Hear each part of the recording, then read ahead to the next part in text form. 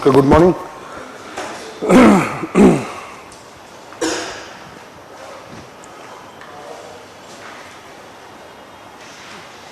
ये भैया, हाँ भाई, तुम आंसर नहीं लिखते हो एक भी? तुमने नहीं लिखा? And you have also not written. Why? You should write. Okay, how will you know that whether you are comprehending the things in the same way as I want it? At least write few answers. क्यों नहीं लिखा? Time नहीं है. Time नहीं है. क्यों? ऐसा क्या हो गया मतलब? What is the routine? Attending many classes together? How many of you are attending other classes also, GS? And what is full day almost? Okay, how many of you have completed GS? Have done it? Okay.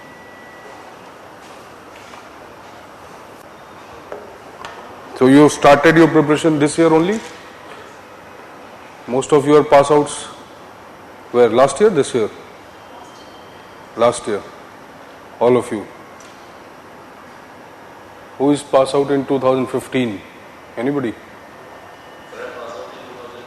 12. Okay. 16. 17. Okay, obviously you should study a part of GS, or at least 50% of GS should be complete when you start your optional. So it gives you benefit in any optional you study, obviously. Okay. But even then, still you have time. So most of you will appear next year. Okay, let us start.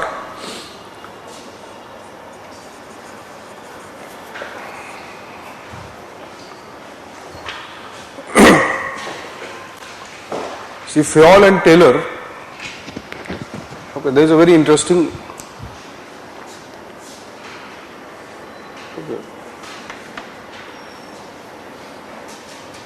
okay, there was a very famous black artist in America during the years of Civil War, very popular, died very young. Okay. So he made a painting. Okay, what do you interpret out of this painting? It was sold for millions. No. White board and black dot. No. What do you interpret? You tell me. Not necessarily what he interpreted. He might have interpreted according to his own socio-cultural conditioning. Maybe he has interpreted that way. You are correct. The black suffocated amongst the white. Okay. What do you interpret?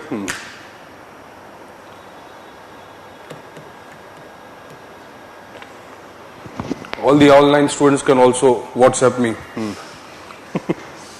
What do you interpret?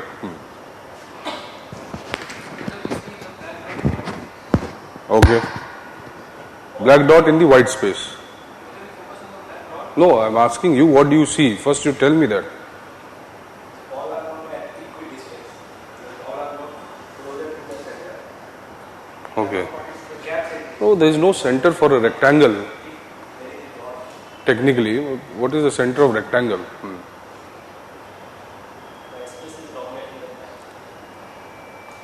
Okay. तुम बताओ, physics student हो तुम?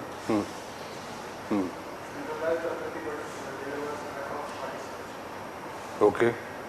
No, I'm simply asking because there is no fact associated with this. Okay, if you interpret it in a factual manner, this will obviously say there is a black dot, okay, either in the center or whatever, okay, confined within a particular white space. Okay, that is a fact of this painting or whatever, or illustration. But what is the value behind it? Value is your perception. Okay, so same fact will be interpreted in various manners. Okay, positivism, normativism. This is the difference. Okay. So the moment I say eliminate values for facts, means what?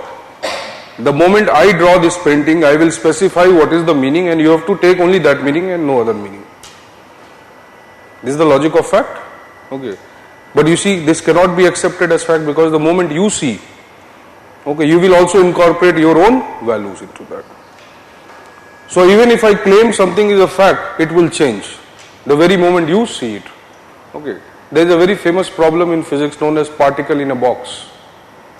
Have you read it? All the engineering students might have read particle in a box theorem. नहीं पढ़ा? Sure. अलग ही syllabus था तुम लोग का. Okay. So engineering physics first year maybe study particle in a box problem. Okay. So if you are viewing it that way, then you can view it that way also, because we are coming from, let's say, an engineering background. Somebody coming from the humanities background will interpret in some other way. Okay. So can you eliminate that value from the knowledge you create, even if it is a fact? No. Okay. Only for the physical objects this kind of factual interpretation is possible. Why I am saying this? You come to Fayol. Okay. Fayol is also one of the proponents of the positivism. But when we'll study him, we'll find out that, okay, it is not purely empirical in nature. Everybody who is coming from a particular kind of background, okay, where the area of work or the industrial organization where he contributed, okay, all those influences are visible in their theories. Okay. Now some students had asked me yesterday on the group that the criticism of Taylor, is that a criticism of, or is it acceptable because of the context which was existent then? Okay, so when we are criticizing something, it's not about criticizing. Okay, it's about an analytical evaluation of what is existent. Okay, unless we interpret what is existent, you cannot create or think about anything new out of that. So first you have to eliminate this idea that criticism means only criticizing. It is not criticizing. Okay, it is analytical evaluation of what is there, dominant. If something is dominant, then you have to evaluate it. So how will you evaluate it? You will start from what is dominant and then find out what are the limitations of this dominant. So same way, Taylor, Fayol or whatever, all of them are coming from a particular idea, a particular pattern of thinking. That particular pattern of thinking or ideological domination can be called as positivism. Okay. But as it is not a fact, just like this example, it is not a fact. Okay. Why? Because positivism will give you only one part of the answer, one part of the knowledge. Okay. There are various dimensions to any knowledge. Okay, because knowledge is obviously not absolute. Okay. So the moment what happened, new era comes, or for that matter, new theorists come, and based on the knowledge they have created, okay, they create a new knowledge. Okay, they don't create their own knowledge. Based on the critical evaluation of what is there, they develop a new knowledge. So human relation movement, or for that matter anybody who came later, all of them have drawn the inspiration from these theorists only.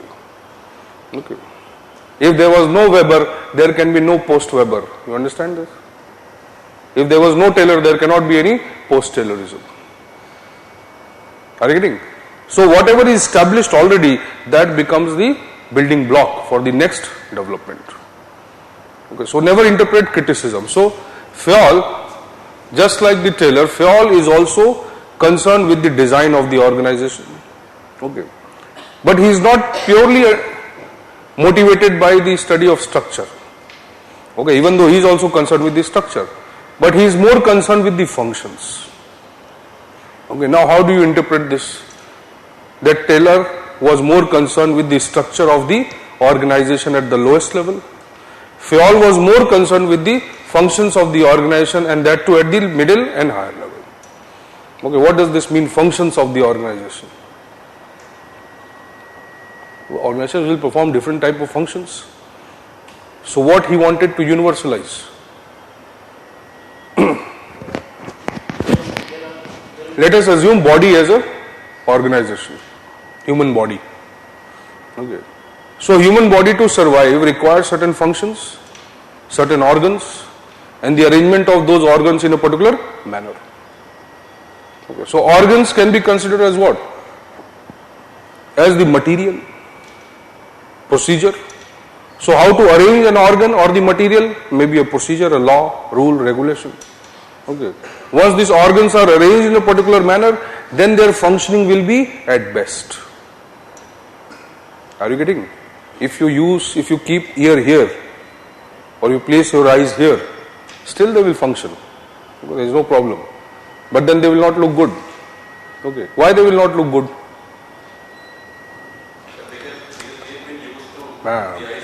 It's not necessary that it is bad. Okay. Or aesthetically it is bad. But because we are accustomed to that. Okay, that is the same logic here. Okay. So what they are trying to do? They are trying to find out, okay, what will be a structure, what will be the material constituents, and the procedure which will arrange these constituents into a particular pattern, and if it is done, if this arrangement is done, then their functioning or the contribution will be the best.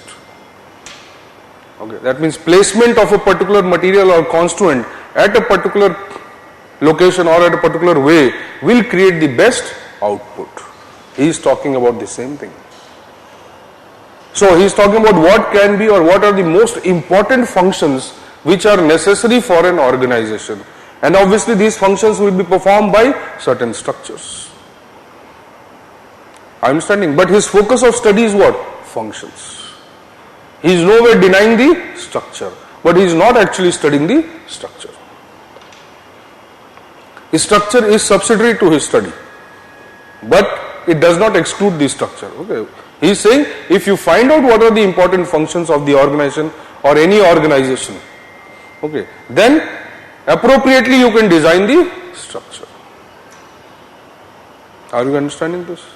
If I design the structure first, okay, then also I require the knowledge of functions or not?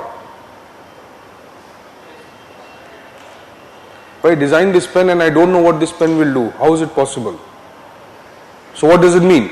The functions or the understanding of functions must precede the understanding of structure. Are you getting this? So function means what? Or functionalist perspective means what? That there are certain inevitable things to be performed for something to exist. If something exists, it will require certain inputs to create the desired output. That is the functionalist perspective. Okay, so Fayol is, okay, basic background we have already discussed. So Fayol was one of the first, considered as one of the first functionalist.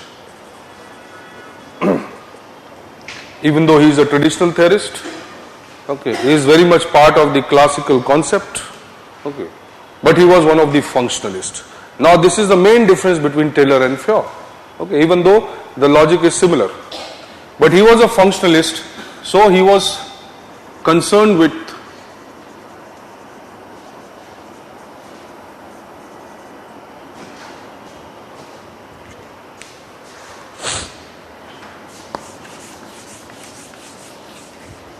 the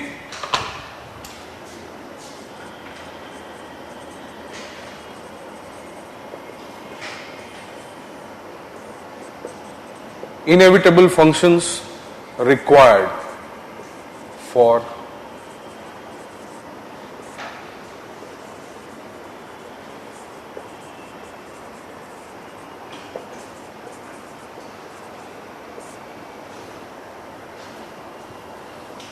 so if I have a particular structure, that particular structure must do something.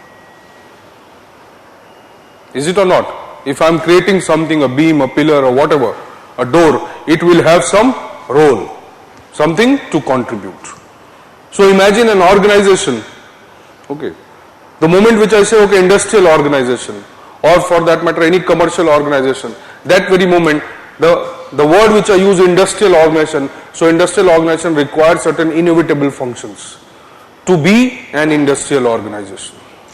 Political organization requires some inevitable functions to be a political organization. Same way, human being and animal.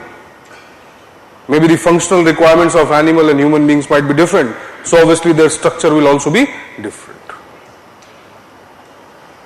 Are you understanding this? So the kind of structure we develop is also necessarily dependent upon the kind of function we perform. Okay, but what is the Fayol's logic? Fayol is saying that there are some essential functions which any commercial or industrial organization, or for that matter any type of organization, must perform so that it can exist in equilibrium, in stability as an organization. Okay, that is why he is called functionalist.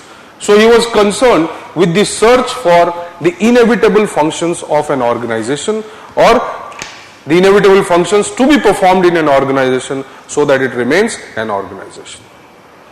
Okay. The moment any of these inevitable functions vanish or get eliminated from the organization, what will happen? Instability of the organization. The organization will fail to grow, or at least fail to exist. Are you understanding? But your body is created in such a symmetrical manner, even if you lose one finger, it doesn't matter. There may be 9 fingers. Okay. But still, even if you lose one finger, okay, it will create a problem as far as the functioning of the organization is, or functioning of this organization, the body is concerned. That means what? There may be certain functions which may be more dominant and certain functions less dominant, but all the functions will make up this entity known as organization. Okay, that is his logic. He is searching for that. Okay. So his search ends where he, through his knowledge or through his observation, his empirical understanding of the industrial process, or for that matter study of organizations, okay, he comes up with certain functions or prerequisites of the organization. Okay, these are known as the functional prerequisites.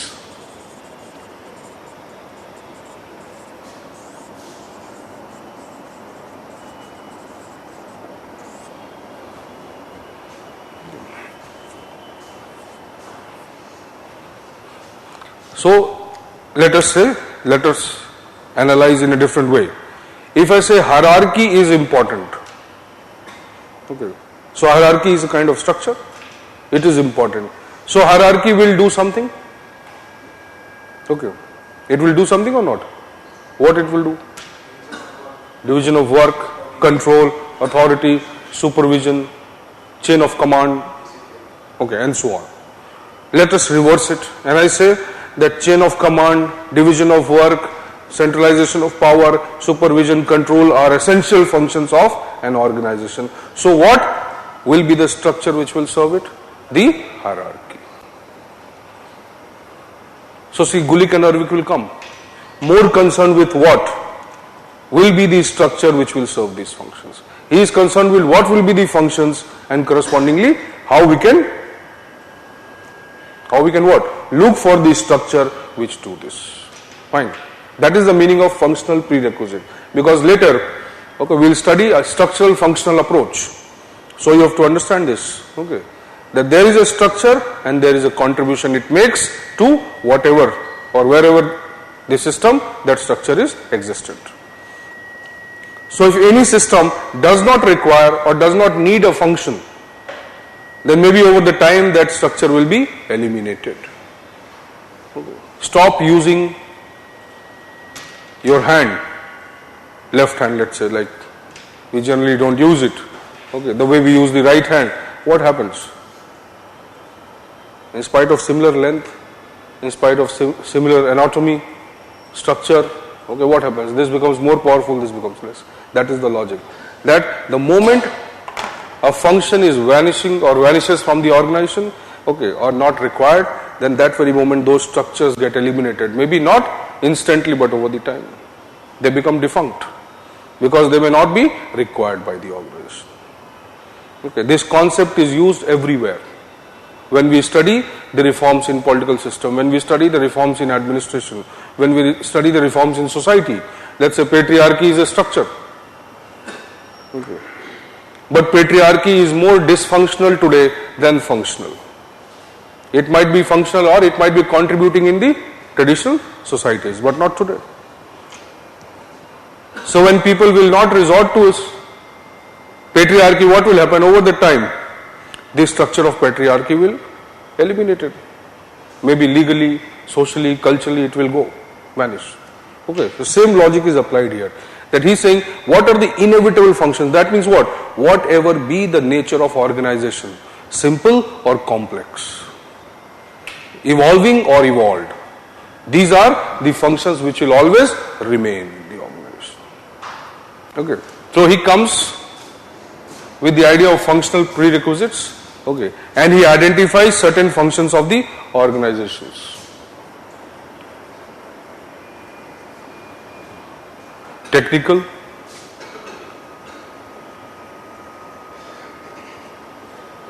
commercial,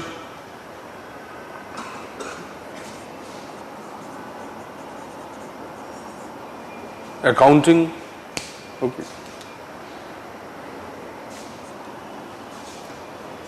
Anybody has read? Security. Right. Then? Financial.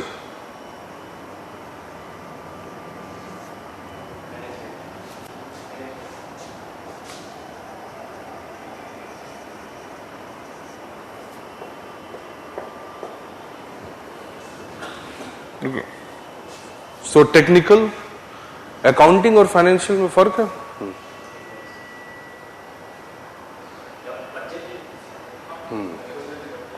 Budgeting. Financial is more with respect to budgeting. Okay. Okay.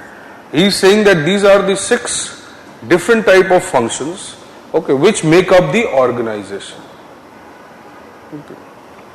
Technical is related to the specific competency of the organization, the domain or the sector in which the organization is working. Okay. Commercial,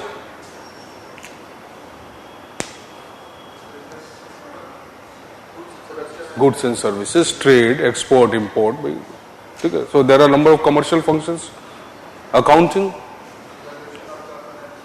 resources, inventory control, material input, material output, financial input, financial output. Okay. Security, physical security as well as economic security. Okay. Protection. Today cyber security. Okay. Financial, again that is more budgetary, allocation of resources. Managerial. Now how do you do all this if you do not have this? So the managerial function of coordination, control, or for that matter planning, okay, supervising, monitoring, that function or this particular function will ensure that all of them take place.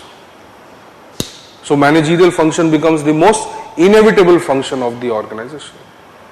So he's saying these 6 functions or activities are part of the organization, or for that matter any organization will require these functional prerequisites.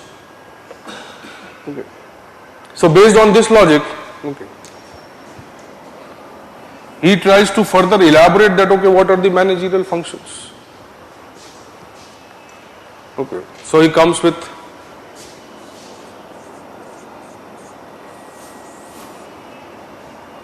the concept of POC, that these are the functions of the manager or managerial functions performed by people at the top. Okay. These are planning,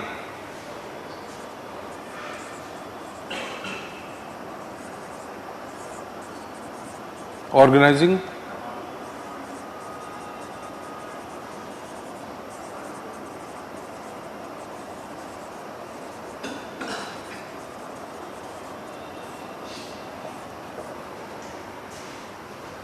planning, organizing, coordinating or coordination, control. So he's saying these are the 5 important functions which every manager or managerial level of the organization needs to perform. So if these functions are performed, then we can definitely better manage this organization. Okay. What is the meaning of planning? Because his principles are based on that logic only.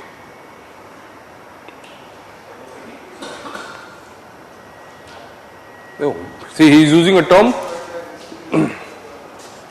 Planning is prévoir or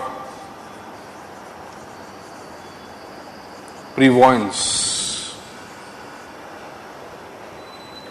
Prévoir or prévoyance. For him, planning is related to a vision, something which you can foresee. So, every organization requires a vision, a roadmap, something which can be foreseen, or the manager must have the quality to foresee what is going to happen. Now see, we have been criticizing the classical theorists that they are more concerned with creating a structure, a rigid structure. Okay. More concerned with creating a stable organization. Okay. Not necessarily deal with the dynamic aspect of the or dynamic nature of the outside society. They are not concerned with that. More concerned with the internal arrangement of the organization. Okay. But when he is saying that planning is what? Planning is essential to maintain the organization. But a manager who plans, he must be a visionary. He must be able to foresee the things, not necessarily do what is visible today. So he will not only manage what is happening today, but he can also foresee what is going to happen in future. So what kind of manager this will be?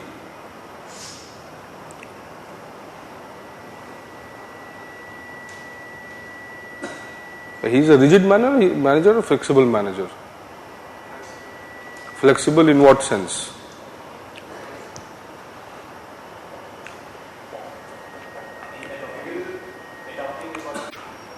They are developing principles and they are saying these principles are the best, use it. Okay. But the assumption behind these principles would be what? That organization's environment is stable. When we conceive of this perfect organization, whatever conditions were there, they will always remain. The moment conditions change, the concept of being perfect changes. Okay.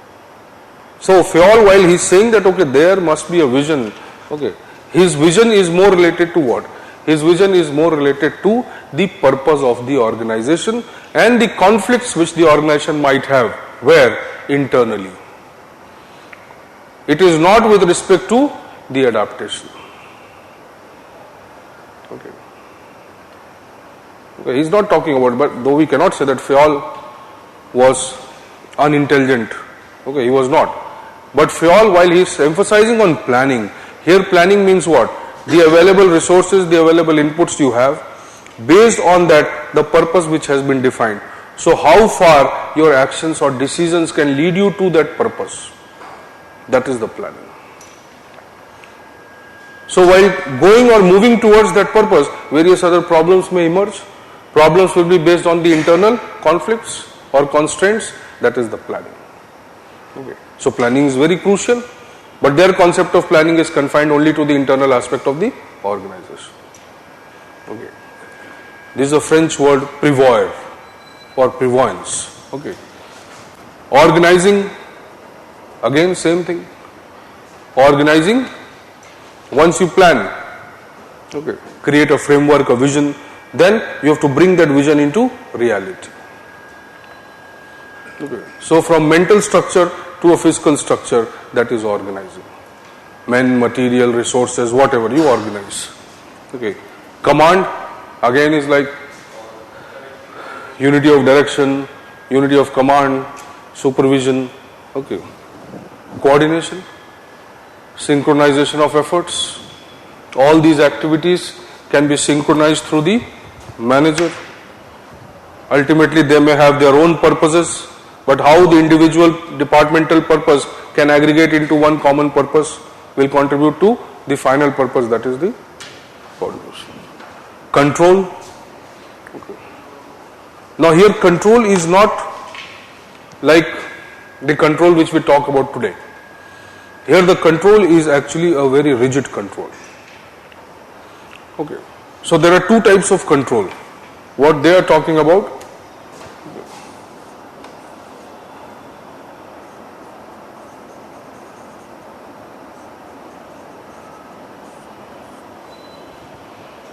a control which actually finds faults which may be existent obviously in the organization. So finding the fault and punishing someone. Okay. One is fact type. Fact type control means finding the actual problem behind the fault and then solving the problem. Are you understanding? No. But in one, you are finding what is the problem or who is responsible for the problem and you are punishing the person. Okay. In the other, you are finding out what the problem is actually and then trying to solve that problem. Both are different approaches. Okay. Fayol supported both. Okay. Though traditional theorists would have supported this idea only. If the worker does not follow the scientific procedures or methods or the defined amount of work is not done, then what is to be done? Punish him. But why don't you go and find out that why he could not do it? So the fact type control or fact based control is what? It tries to find out the actual problem behind a particular action. Are you understanding this? Which one is better? But most of the classical or traditional approaches were based on fault type or fault finding control. Fault finding, monitoring or supervision. Okay. They were more concerned with deviation, where the deviation is taking place. Okay, this is the person, punish him, remove him. Hire and fire type approach. If you perform, you are there. If you don't perform, you are out. Okay. So obviously the humanist angle was not there. They never felt like reforming people who could not perform. Okay. So they could replace the people. Okay, not necessarily reform the people. But Fayol is little different. Okay, he is also concerned with the fact type of control. Okay.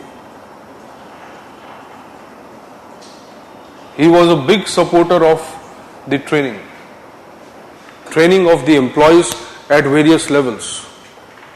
At the lower level, what is the nature of work and how the training can be or curriculum can be created. Middle level, higher level, the nature of work changes and the nature of training should change. Are you getting this point? No. Okay, because you have to write good things also about Fayol. Okay, you need not only criticize him, because he is probably one of the most dominant theorists. Okay, even much more regarded than the Taylor. Okay, because his theory is about the entire organization. Okay. Now you write few things, then right. Fayol, whatever we have studied, you just write it. Fayol is considered as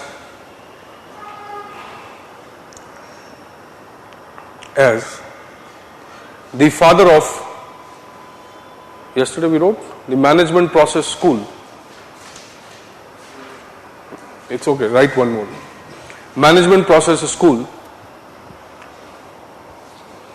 Management process school, where the organization was viewed as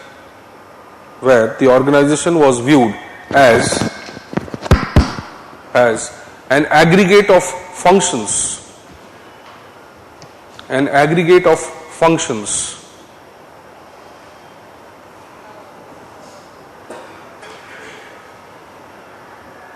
Aggregate of functions full stop, also known as the functionalist perspective,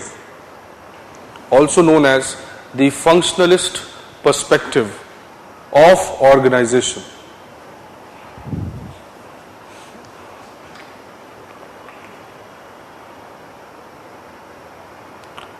Functionalist perspective of the organization. Okay. Organization to exist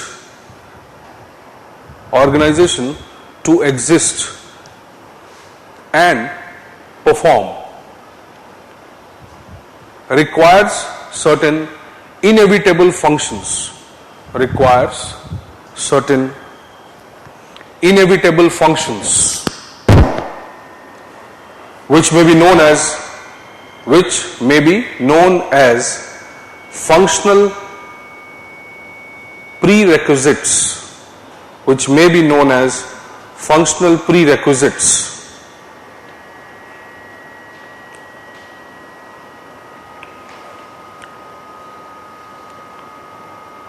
Every function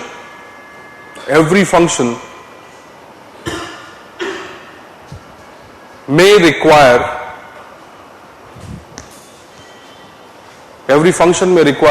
a distinctive structure.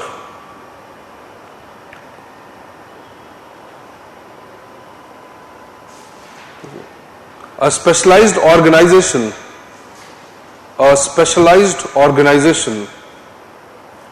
will have separate departments. A specialized organization would have separate departments performing the respective functions. According to Fayol,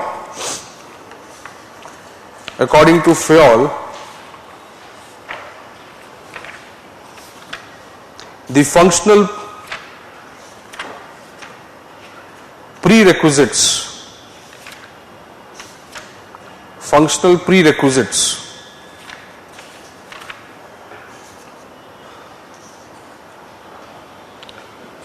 prerequisites of an industrial organization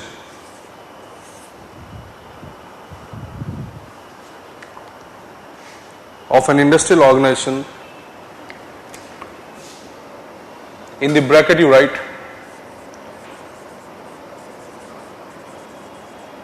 in the bracket the totality of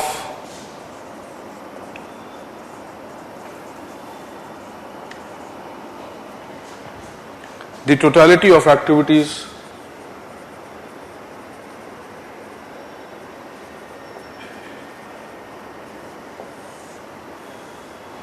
functional prerequisites or the totality of activities of an industrial organization are: number one,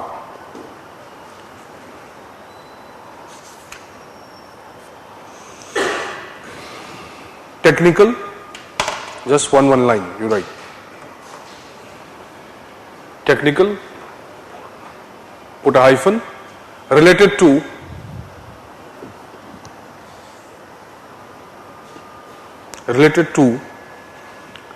the competency or sectoral skill,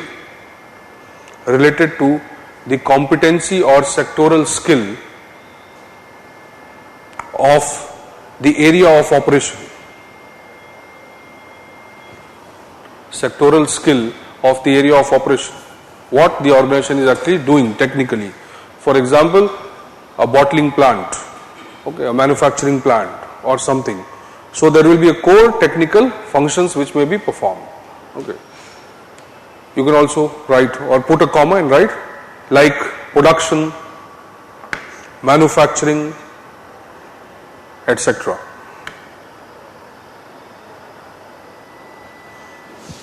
Second, production, manufacturing, etc. Second, commercial functions.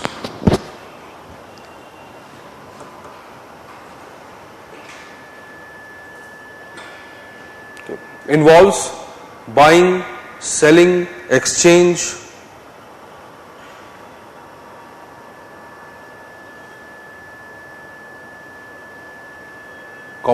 evaluation of competitors,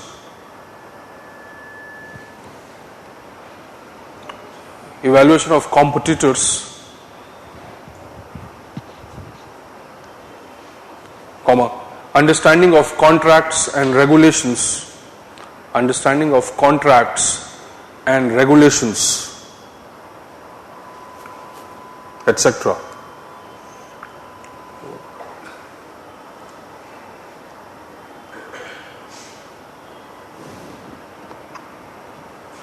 Commercial accounting,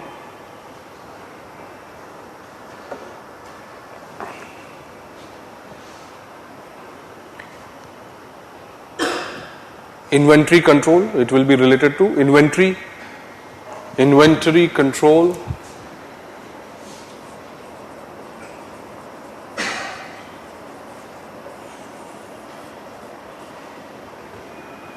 Inventory control, comma,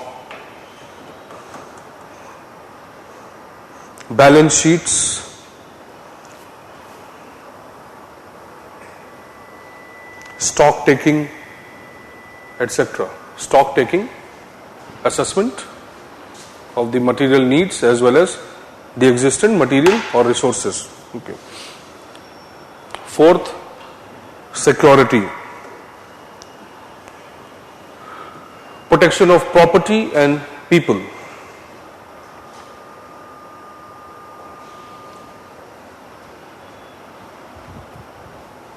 For example, from disasters, fire,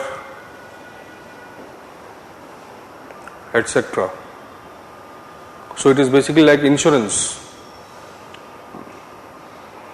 Okay. Then financial,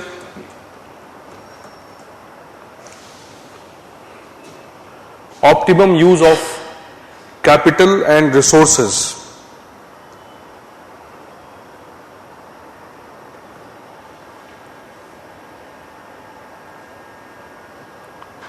Comma, budgetary control,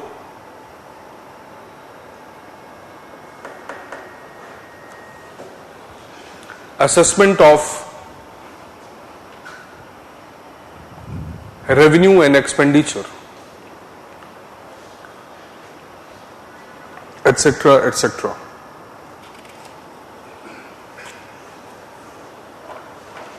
Do you think it is important function which will be there in most of the organizations? In religious organization or a commercial function?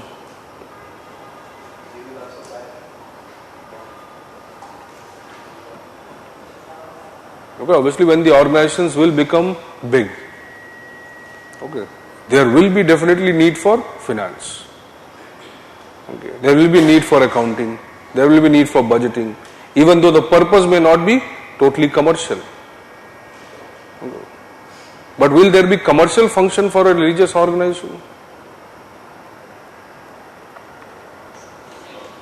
क्यों नहीं? Buying, selling CDs, booklets, pravachan. So the logic is what? What he said, it is not basically an industrial organization, but his logic is that the moment this size of the organization increases or changes from just an individual centric to more formal and professional, that very moment, okay, in some form or the other these functions will always be required. Obviously the nature and degree may change. We talk about large corporations, obviously these functions will be more specialized, performed at more discrete levels. Okay, but even in an organization like family, is there some, all these functions are there in a family? Financial to hai, managerial bhi hai. Okay, then security is also there, accounting is also there, okay, technical is there.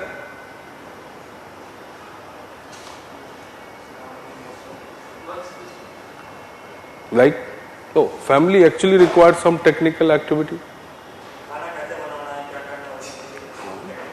Kitchen में बिल्कुल कैसे खाना, guest को कैसे entertain करना है, birthday कैसे मनाना है. Okay, there might be various type of activity. Obviously, that is, family may not have that much of technical requirements or technical knowledge. Okay, commercial activity is also, functions are generally absent in the family. Okay, but the logic is that he is not talking about the simple organizations. He is basically talking about big organization, professional, formal organization. It may be administration, it may be a private organization. Even when we are administering the society, for example, implementing the policy, okay, managing certain things, then also we require these functions. Okay, Even if we say the government is not profit oriented, but government do performs the commercial functions. Buying, selling, exchange, it performs. It has financial functions, it has accounting functions, it has technical functions, administration, policing, revenue, law and order, PWD, transport, all these are technical functions. Engineering, mining, and so many things. So every, or even government as an organization, political system as an organization, it also has these functions. Let's say political party, it has these functions? Yes, it has. What is the technical function of the political party? A vote bank, canvassing, propaganda, okay. How to include new members, okay. Recruitment, so there are various aspects. Okay. So don't confine this technical only to the specific technique or machine knowledge, it is not. Technical activities are also variety of technical activity. Recruitment, personnel management, okay. Area of operation, sectoral changes, okay. Adaptation, new technologies, all these may be technical activities. Okay. So these may be important functions, okay, of most of the organization, but one function which is prevalent, which is necessary for all types of organization, is managerial function. It is the most important function. Anywhere, whatever you perceive of an organization, anywhere you will require managerial functions. Okay. Right, managerial.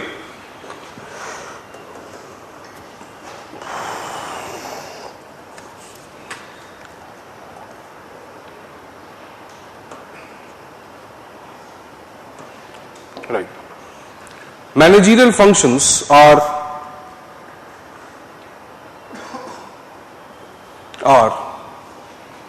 necessary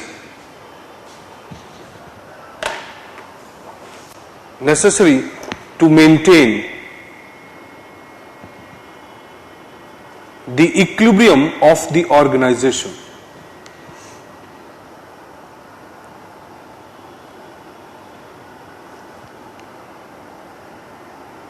In times of crisis and change,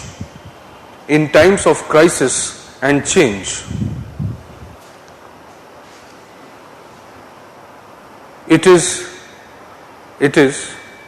the ability of the managers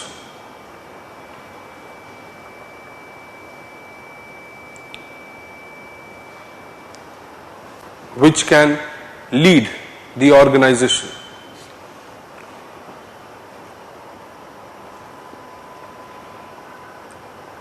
The concept of managerial functions as an activity within the organization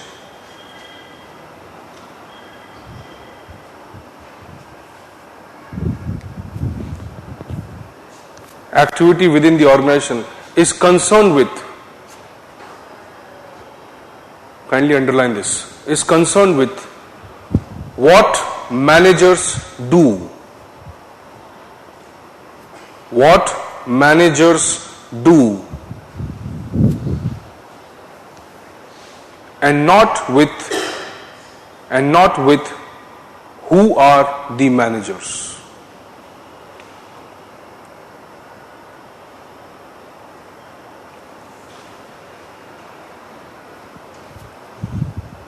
Okay. So false idea of the managerial activity is, or managerial function is like one activity which is part of the organization, and this activity is not, or this idea of managerial function is not concerned with the study of who is the manager. It is the study of what the manager does. So there is a difference. He is not trying to locate the manager within the hierarchy. He is assuming that okay, there are managerial levels. It may be a senior supervisor, it may be a manager, it may be a general manager, it may be executive director, it may be anybody. Okay, generally the higher middle and the higher levels of the organization, all of them more or less in varying proportions will perform these functions. Okay. So he is not saying that it is the role of the function of the CEO or it is the function of the head of the department. Okay. He is saying these are the functions which the top levels of the organizations will perform. Now what is that top level is not clear. Whether the top level starts from the supervisor or it starts from the general manager or it starts or ends up only at the CEO and nobody. Are you getting this? Okay, so his concern is not the location of the manager within the hierarchy. His concern is not the position of the manager or the position manager in the organization. He is more concerned with what are the functions which these positions must perform within the organization. Are you getting this point or not? This is okay. You may have a question regarding this, that Fayol's functions of the manager was more concerned with what managers do rather than who managers are. Okay. Thank you. He was not, like Fayol, within this you write, Fayol was not concerned with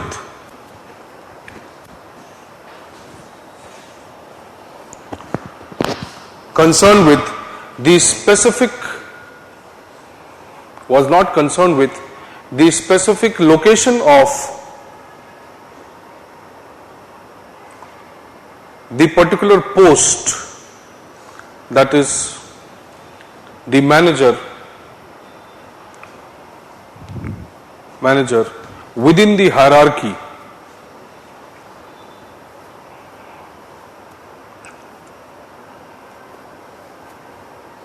Instead, he was more concerned with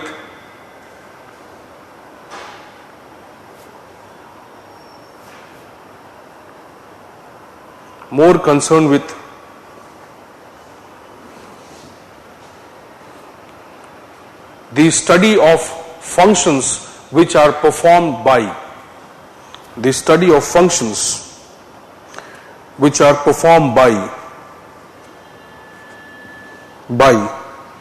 the higher levels of the organization.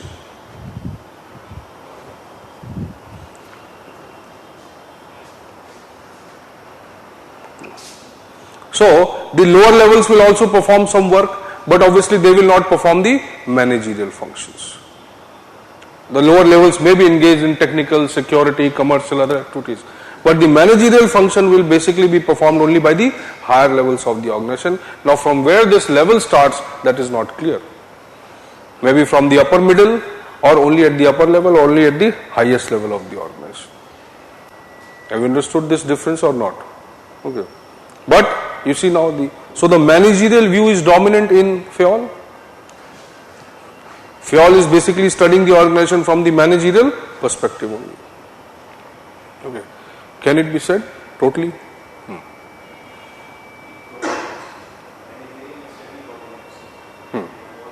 You can say that, okay, he did not comprehensively analyze the lower levels of the organization.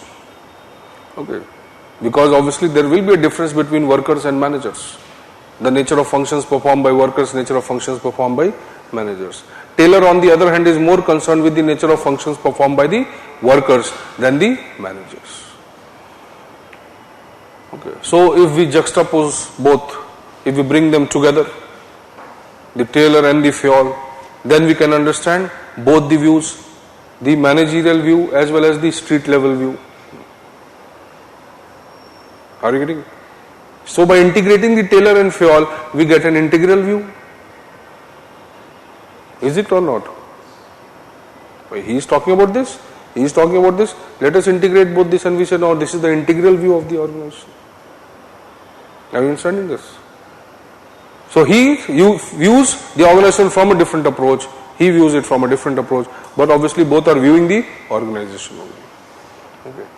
And if the organization is industrial organization, then both are equally relevant to understand the organization.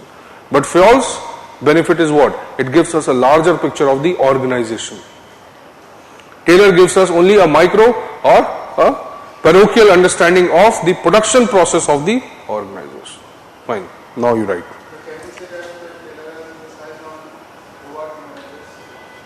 On what?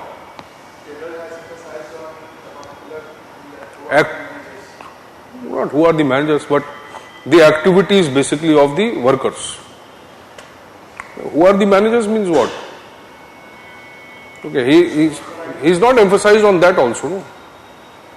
He is not concerned with that also. Okay, he assumes that there are managers. Otherwise, he would have studied the manager at least. Okay. Or location of the management function, from where the management function starts.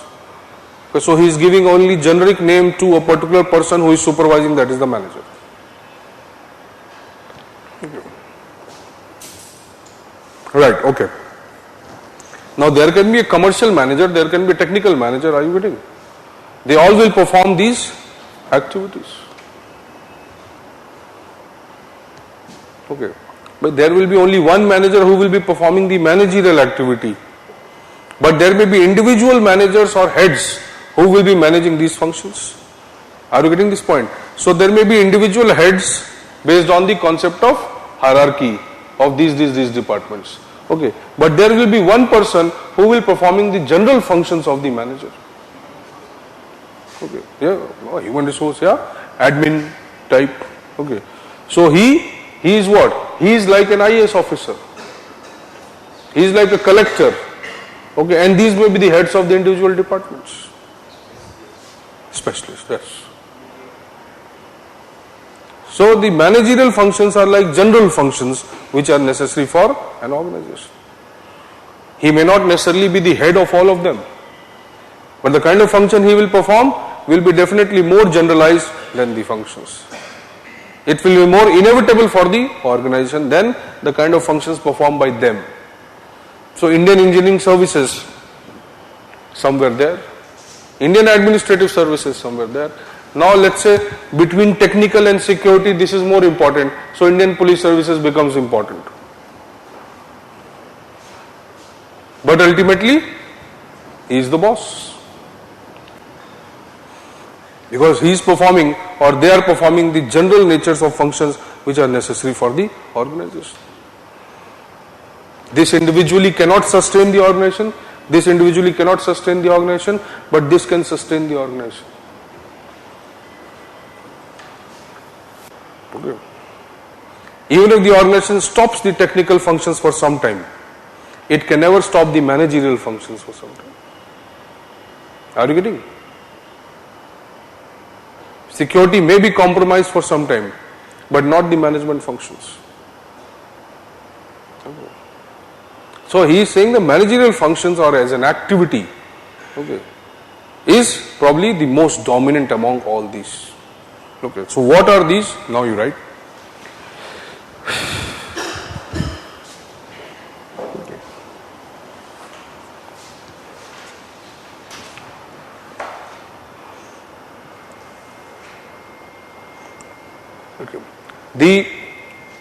Okay. The upper middle and upper levels of the organization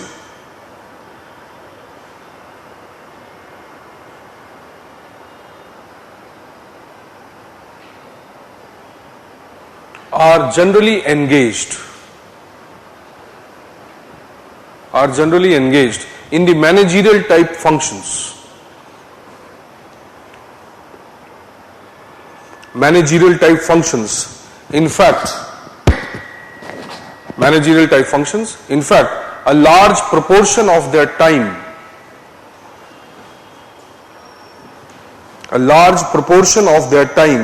is dedicated to these functions.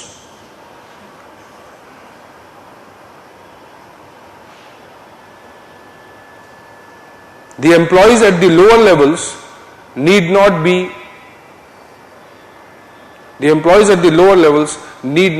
engaged.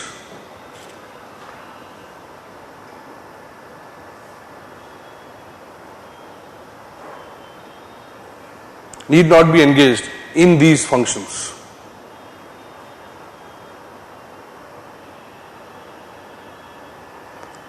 Okay. The important managerial functions are POCC, or POC cube.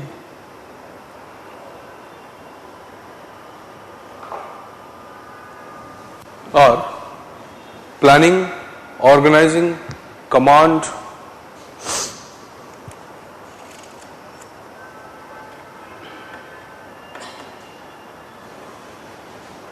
coordination, control.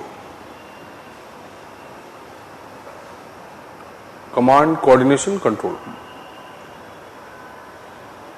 Okay, so you can write little bit about them. Planning. Planning. Fayol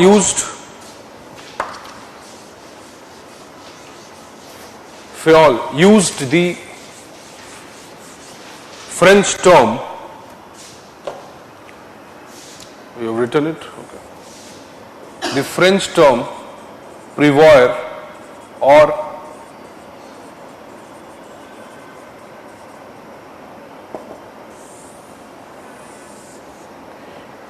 or prévoyance,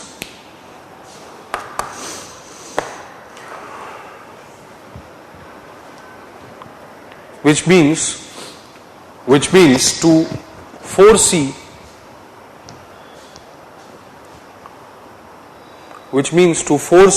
or anticipate.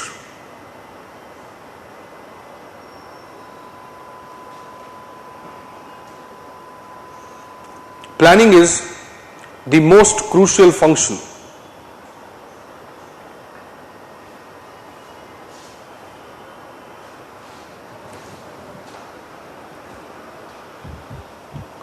The more realistic a plan is, this is what Fayol is saying, okay.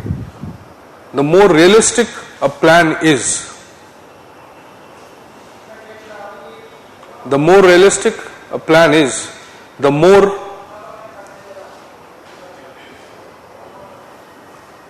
what will happen? The more likely it is to succeed.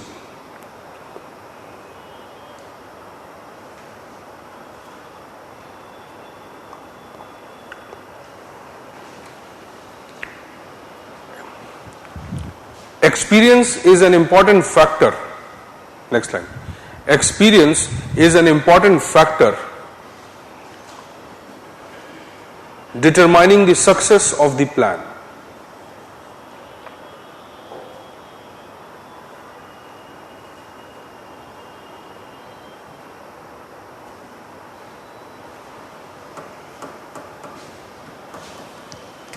Okay.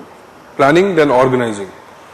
So according to Fayol, planning is essential, it is must, it is inevitable, and also the manager's experience is a crucial factor as far as good planning is concerned.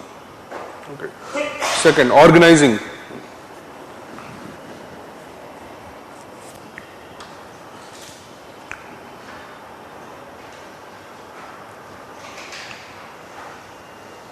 Okay.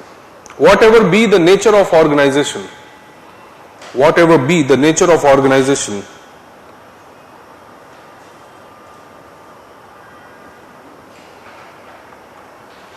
there is a need to arrange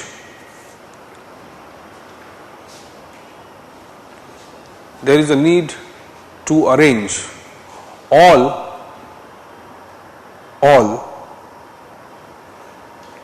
which is necessary, all the resources or whatever, arrange all which is necessary for the functioning of the organization.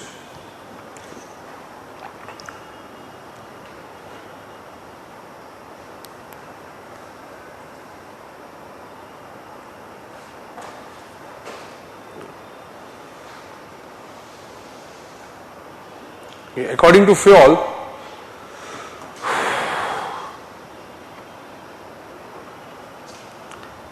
the activity of organizing may include two aspects.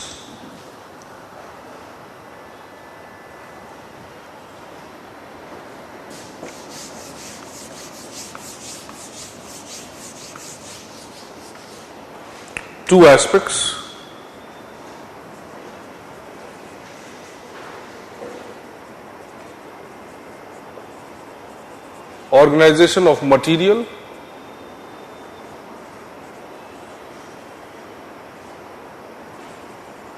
and organization of humans.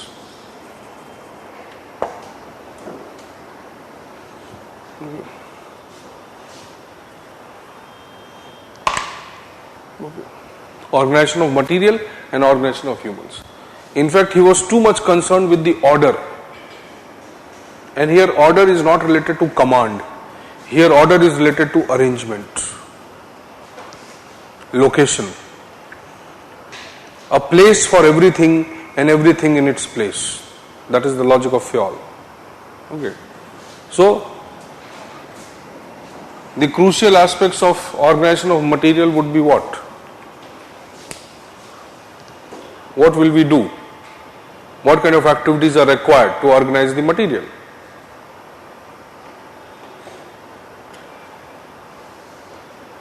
How will you arrange the material aspect of the organization?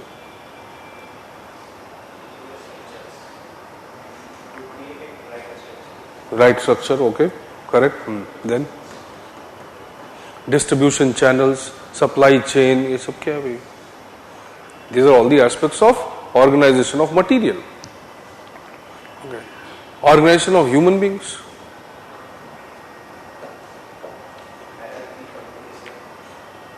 Communication, authority, leadership, personal management. Right.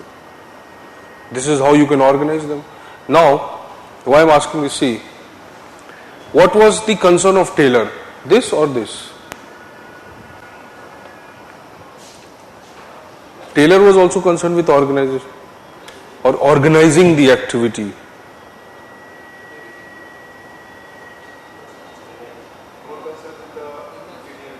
Material. But he is also saying people should be trained, and trained people should be, or they should be allocated to the different types of jobs which they can perform better. So Taylor was also concerned with the order, is it or not? But Taylor was not concerned with the managerial functions. Okay. His concern was, he was also concerned with the humans, but these humans did not include the, or it included only the,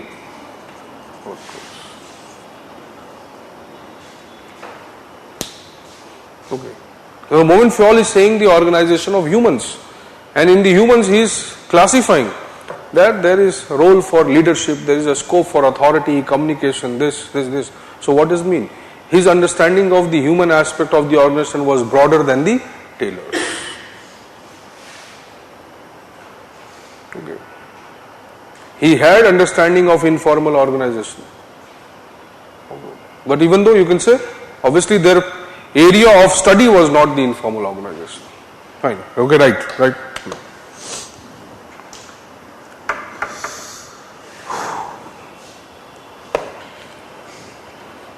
Organization of material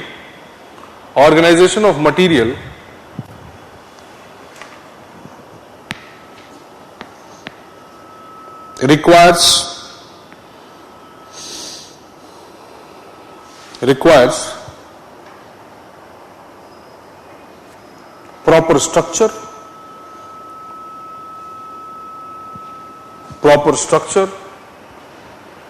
comma, a systematic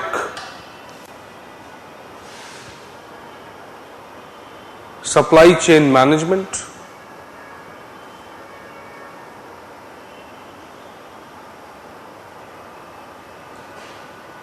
comma, again inventory control, etc., etc. Not much required. Important part is this one. Organization of humans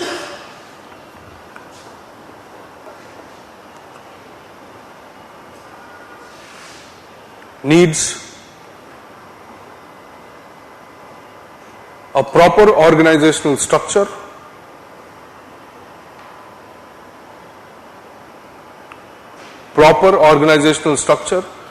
personnel policy,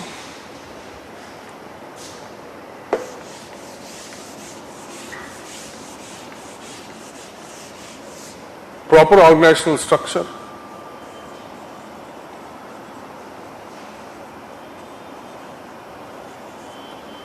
personnel policy related to the recruitment, tech training, incentive system and so many other things, personnel policy,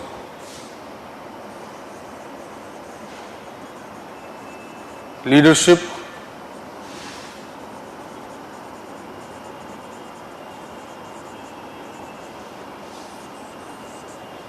communication.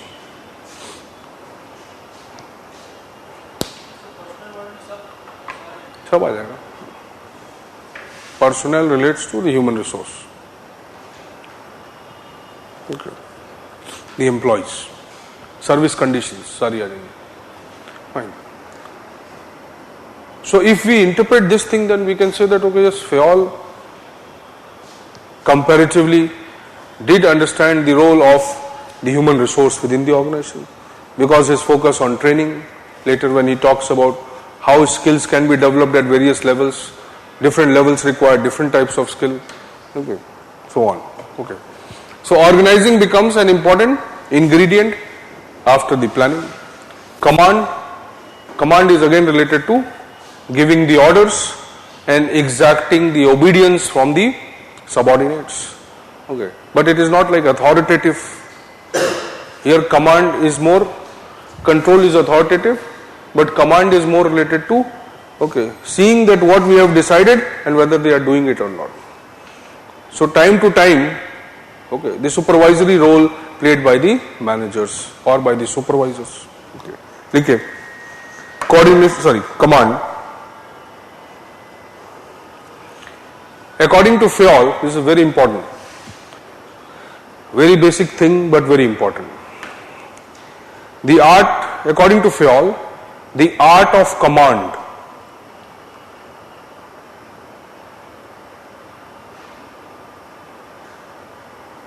depends upon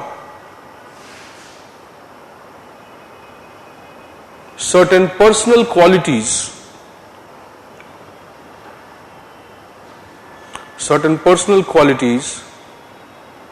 and the knowledge of principles of management, certain personal qualities and the knowledge of the principles of management by the manager.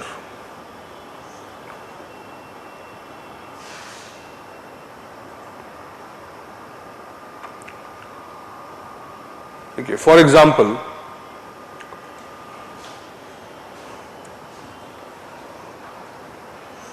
for a manager to exercise command, he must have the following qualities.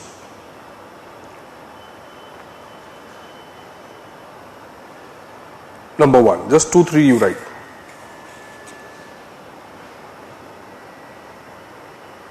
Have a thorough knowledge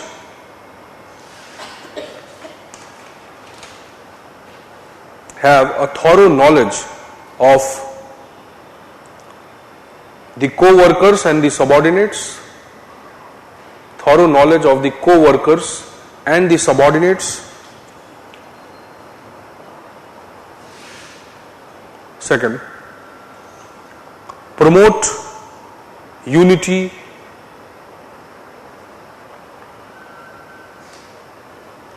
initiative and loyalty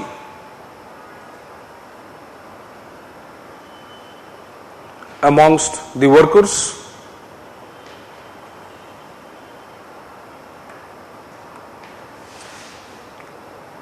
Third, must conduct periodic audits.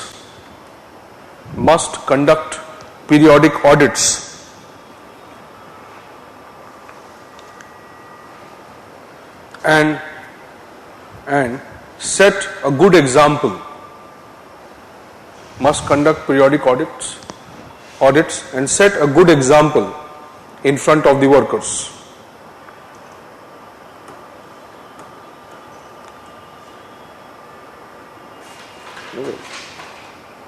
One more you write, this is important. must not be engrossed. That is, the manager must not be engrossed in the details. Must not be engrossed in the details. Okay, from here we get the logic. That he is not emphasizing too much on the fault. Okay. If you go into the details, what will happen? Then various type of problems and conflicts will be visible. If this happens, then obviously the loyalty, the commitment, the motivation of the workers will go down. Okay. Because mistakes are bound to happen, no doubt. Okay. Small errors are part of any endeavor. So he is saying that if the manager or somebody who wants to actually command the workers, if he is concerned with too much of technical aspects, technical errors, minute errors, then what will happen? It will create more conflict with the manager and the workers. So he is saying that minute things you can neglect, go for the study or understanding or observe the bigger problems, try to solve them. Okay. Next, coordination. Just one line, not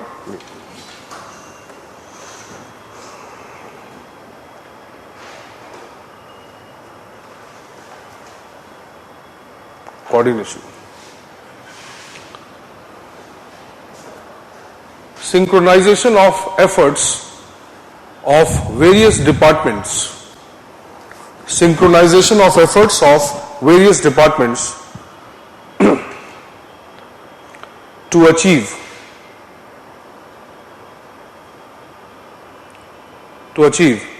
the common goal.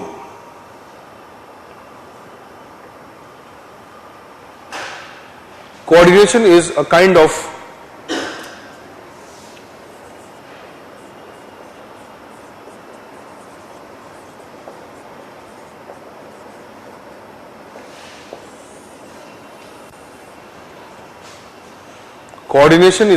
synergism.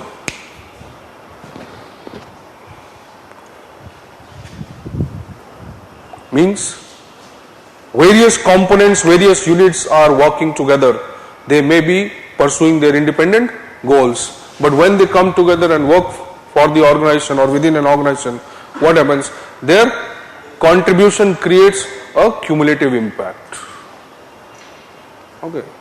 Numerical addition of people will be only a number. Okay. But organic addition of people, the moment somebody adds or somebody is added, he not only adds one number, but he adds one brain also, which has infinite capability. Okay, adds emotions, adds value, adds something to the organization. Okay, so the inclusion of a member is not just only a number. Same logic is synergism. So he's saying when individually they may make an effort and might achieve certain goals which they have defined, but it has nothing to do with the organizational goal. So what we can synergize? When they all contribute together in unison, then ultimately the effect is many times what individually would have been created. Okay. Are you getting this point? Okay. So it is like an organic process. Fine. Let us go. Control.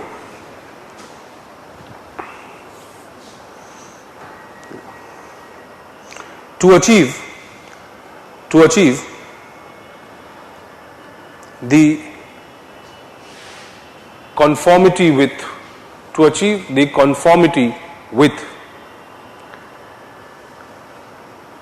the decided plan,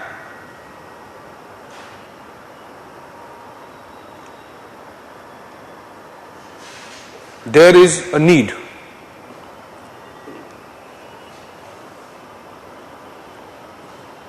to monitor and rectify the errors.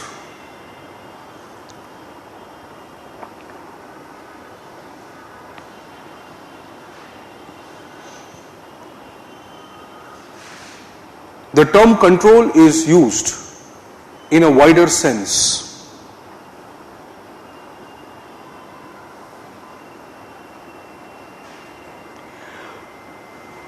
Wider sense, which includes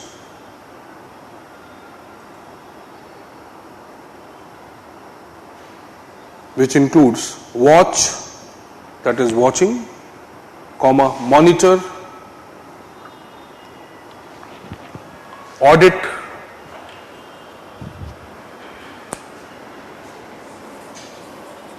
check,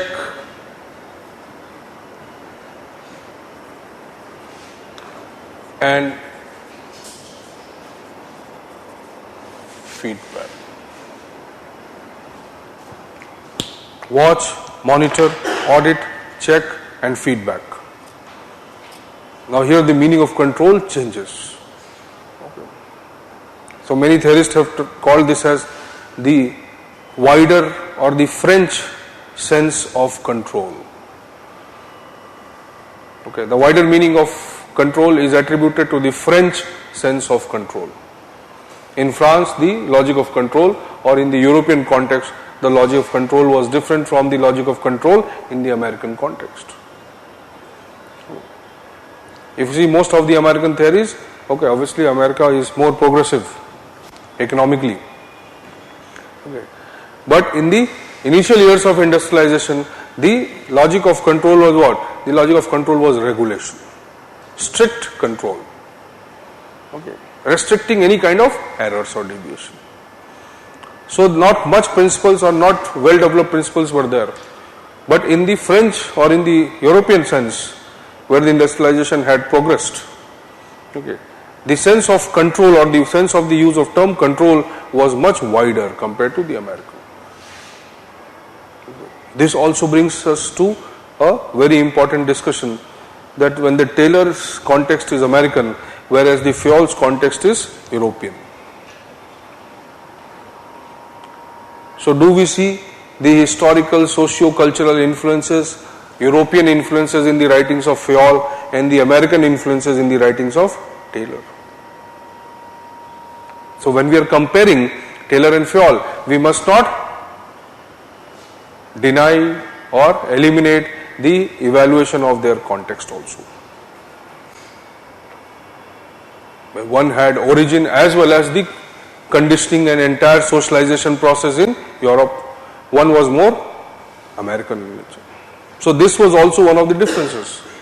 Okay, Taylor was more concerned with the industrial process, kind of industrialization taking place there. Okay, specific focus on productivity. Okay, here it was not only productivity, but various principles or various requirements of the organization were much more evolved than the requirements in the American context. Okay, right. The control may be understood. The control may be understood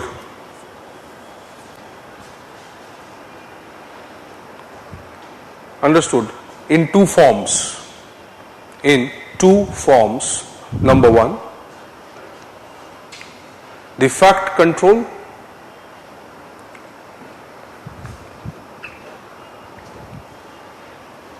Number two,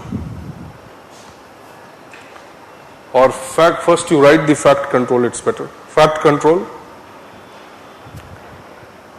where the facts related to the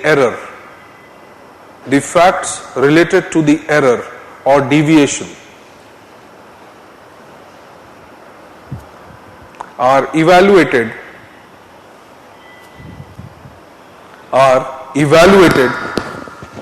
in order to provide a solution.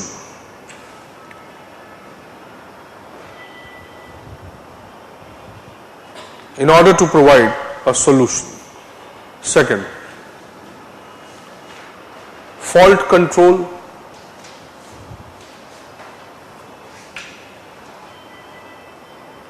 more concerned with the identification of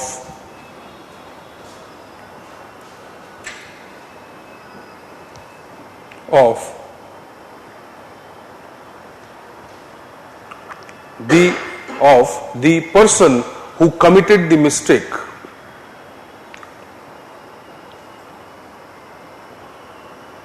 Person who committed the mistake rather than the remedy for the mistake. Rather than the remedy for the mistake.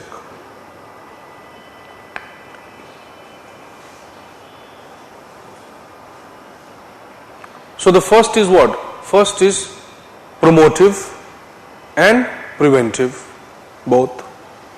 The second is, what will happen if the second type of control is performed? Quite often, then it will be punitive, correct? Okay, deterrent to hoga, but it will be negative. Okay. So, like we have already discussed that you can reward a child or you can punish him. So if a child is making a mistake and you are punishing him, this is known as negative conditioning. The child will fear doing that particular thing because of the punishment. But if the child, out of 10 times, he does what you desires, he does something good, at least let's say 2 times or 3 times, 7 times he is doing what you don't want. But still, if you start rewarding him for when he does something good, so there will be something known as positive conditioning. Because the reward will compel him to increase the goods and reduce the bads. Okay. So this is the same type. Most of the classical theories or classical principles were based on the idea of punishment, not on the idea of reform. But Fayol is more progressive in that nature. Many times questions are asked on these micro aspects. That what is the nature of control visualized by the classical theorists or the traditional theorists in public administration? What has been specific contribution of Taylor and Fayol with respect to the control in the organization? Okay, so certain things may seem to be routine, redundant. Okay, what is the need for writing all this? Yes. Okay, but there is a need, because when you require the content, then content will not be there. Okay. So conceptual understanding is very important, no doubt, but conceptual understanding does not give the content. Okay. So once you have understood the concept properly, then the answer will be written only when you have the content. Okay. So many people, most of the aspirants, they are in conflict between these two. One knows the concept very well but does not have content. One has too much of content but he does not know the concept. The one who knows both, he qualifies. Scoring, obviously better marks. Okay. So there is a big difference. Okay, so content is equally important. Even if we feel that okay, these are regular things which we know. Okay, but even then when we sit down to write it in an answer, then we might not come up with the exact phrase or the vocabulary or the term. Okay, for this we require this. Okay. Okay, so POCCC, the most important functions, okay, or the important functions of the most important activity performed by the organization or in an organization known as the managerial functions. Okay. Along with this, he identified certain good attributes of the manager. That any person, now he is moving from the function to the person. Okay. So he is saying that okay, these are the important functions which will be performed at the managerial level, and also the person who is performing these functions, he must have certain attributes. That means if you are recruiting a manager in the organization, that manager must have at least these essential attributes, or more likely to perform these functions better if he has these attributes. What can be the attributes of a good manager?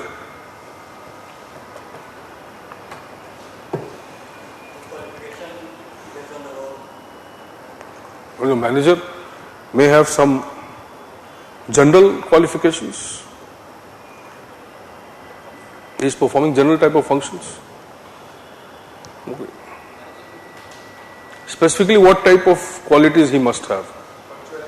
He must be popular, punctual, Popularity is required. He should become popular over the time or experience तो नौकरी कभी नहीं मिलेगी हमें, हम लोगों को या तुम लोगों को. If every organization is looking only for experienced people, okay, then what about freshers? What will they do?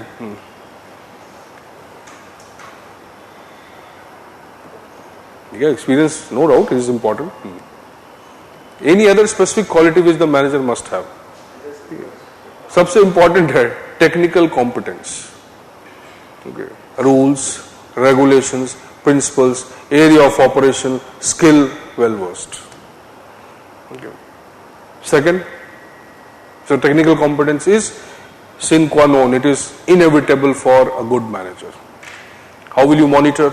How will you coordinate? You don't know what is the nature of work, what type of activities are involved, wastage, fraud, so many things will happen if you're not competent. Okay. Then, right, it's better. Instead of, so he must have, okay, mental, physical, likewise he has classified, okay, right. According to Fayol, or you can simply write, Fayol identifies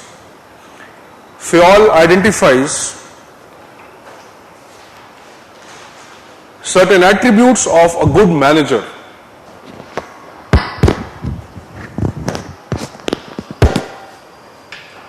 Certain attributes of a good manager, like number one, physical. Okay. Second, now physical, he is detailing it, okay, that he must have good health, he must have vigor, looks, so many things, not looks in terms of Shah Rukh Khan and Amitabh Bachchan, okay, but okay, compassionate, okay, must be empathetic, at least he must look seasoned, okay. So these were very important attributes then. Okay, later when we study the behavioral theories, you will find that okay, totally altered. Okay, after the advent of the leadership theories, totally changed. But earlier, the theories were more focused on the traits as well as the physical appearance of the leaders. Certain people were recruited in the army only because of the physical strength. Okay. That is how the organizations were designed. The criteria was very crude. Okay. 70s, 80s, most of the public services in India also, one of the important consideration was that also, that okay, he is not looking like an IAS, so he does not look like an IAS. That had the first impression. Okay. KJ Alphonse, you know, the IAS topper? 80s, you know, IAS topper, KJ Alphonse. He was in Delhi also. You can now retired, I think. So he used to keep long hair. And he went in the interview with that. Okay. So they asked him that, okay, you must be taking too much of time in maintaining this long hair. So he said, yes, sir. Any luxury to be maintained requires effort. Okay. And he was selected. He was given marks. But probably he was an exception. Okay. Many people went to the interview with a beard, and he asked, the interviewer said, okay, you do not have any importance for this event? Okay. Did you not get time to shave? He said, no, sir, I did not get time. Okay. Rejected many times. Okay, there was one student from JNU rejected thrice. The fourth time he said, now nothing is left, so let me shave and go. He qualified. Not necessarily because he shaved. But you see, that became one of the factors, maybe. Who knows? Okay, so there are specific criteria. Okay, but those are contextual to that phase. Okay, so the primary quality which he is saying is the physical. Okay, it is not the subsidiary. He is saying one of the primary attribute is the physical attribute. Okay. Second, mental.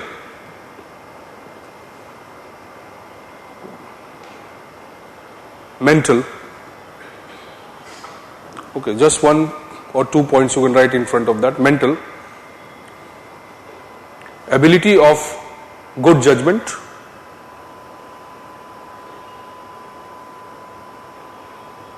and adaptability. Ability of good judgment and adaptability. So physical, mental, then moral.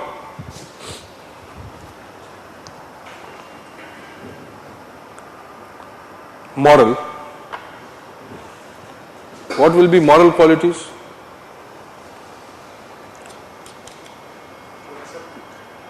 By studying ethics, you will develop some moral qualities. So, today, when you are studying ethics paper separately, so you are more ethical public servants than the previous public servants? You are?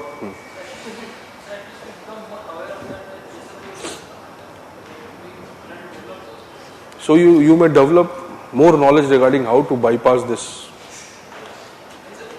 how to avoid the scrutiny.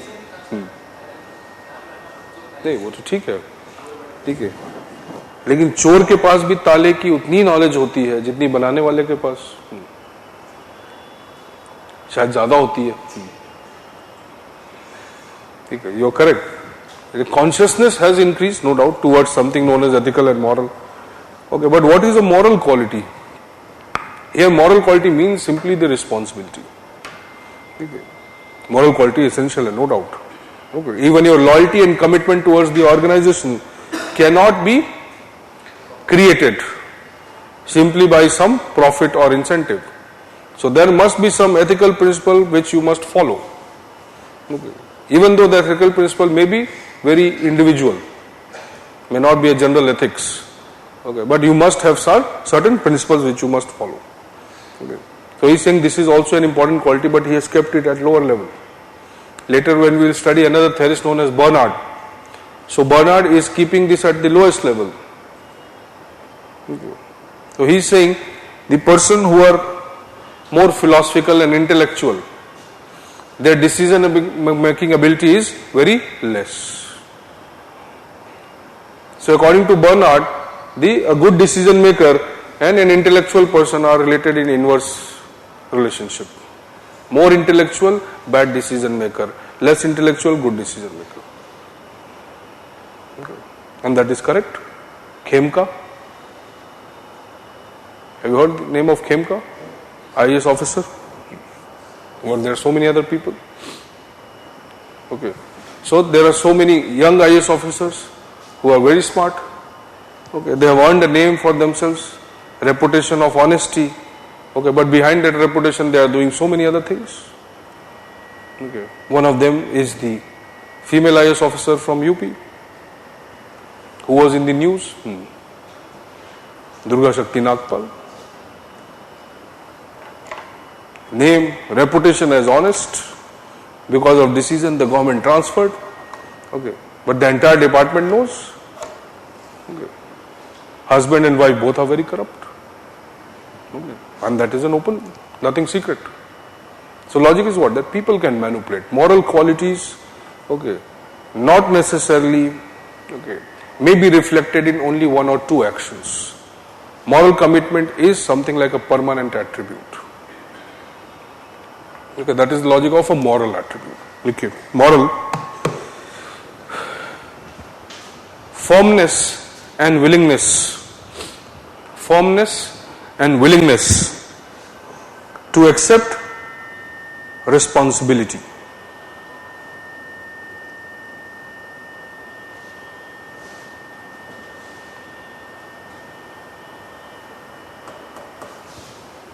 Fourth, or the next, so physical, mental, moral, then he is saying general education. General education. Okay, so this is not necessarily related to the area of work. It is like a general awareness of the conditions or the existing knowledge which may not be only confined to your area of operation or your skill. So in general also he must be knowledgeable. Okay, because knowledge is a big influence. Okay, knowledge makes people help exercise the authority. Okay. So knowledge is also a big influence along with somebody occupying a particular post. Okay. So if the subordinates don't perceive you worth or worthy of being there, then obviously they will not be, even if they accept you out of fear, they will not accept you out of commitment. Okay. Rahul Gandhi. Huh? Right? Yes, maybe. Okay, but Rahul Gandhi has unique problems. Okay. So general education, then special education.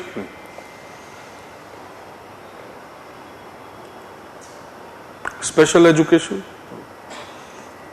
This is related to the technical nature of the work you are performing. The next is the experience.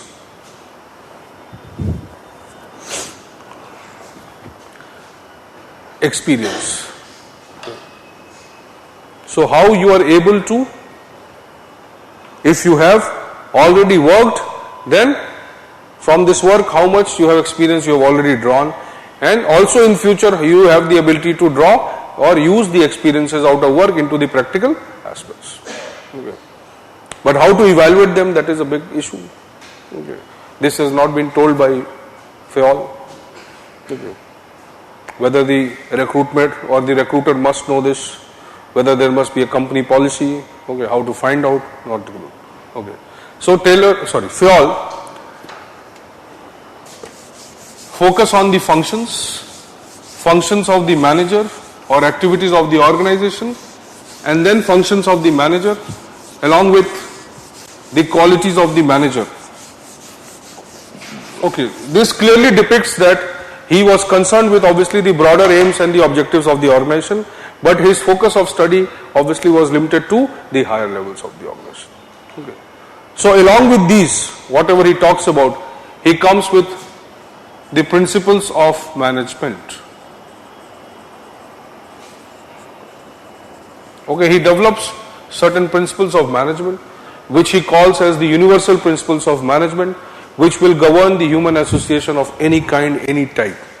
Okay, even though he is not very rigid. Okay. Later he says that unity of command, okay, hierarchy, these are essential principles of organization, but we must not always stick to them. In case they are detrimental to the purpose, okay, then at times we can avoid sticking to these principles. Okay. He also claims that these principles, though they may be universal, they are not exhaustive, they are not complete. Okay. New theorists or later theorists may come and they may add or remove something out of these principles which I am talking about.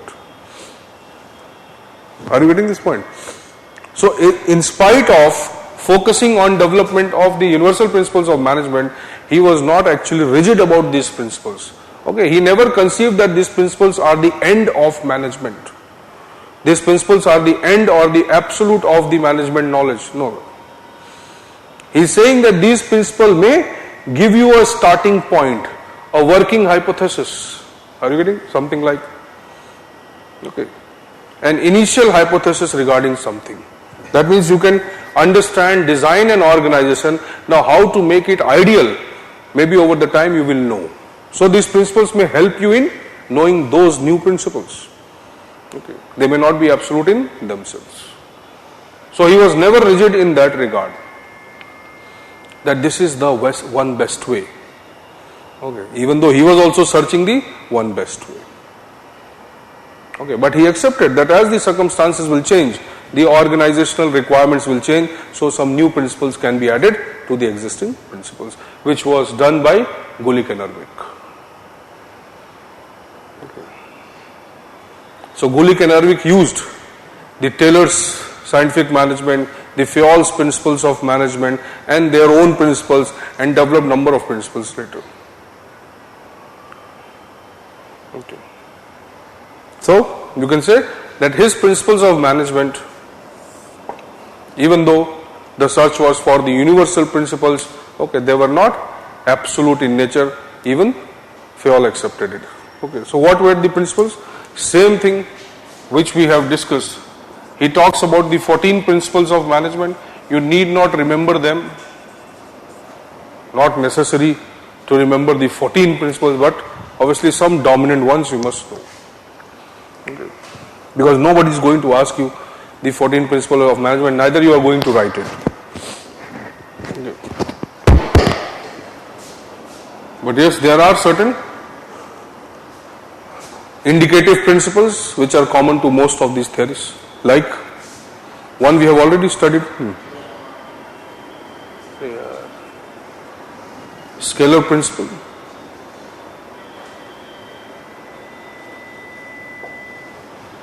Okay. Then unity of, correct? Unity of command.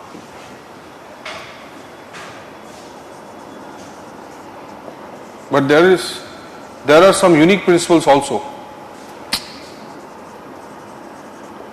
which are very typical for something like, or somebody like Fayol, who is coming from the rigid tradition. Okay, unity of command, unity of direction. Okay, write few, then we'll discuss. Okay.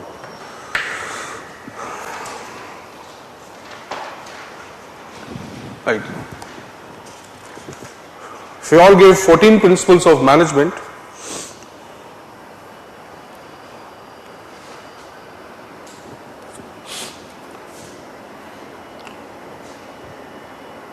Principles of management.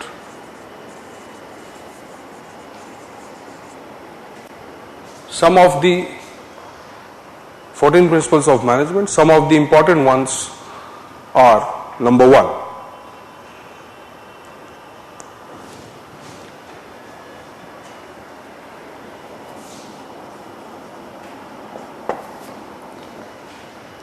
the scalar principle or the chain, the scalar chain word he uses. Principle or the chain, that is the principle of hierarchy, which we have already discussed. Second, the unity of command. Again we have discussed this. What is unity of command?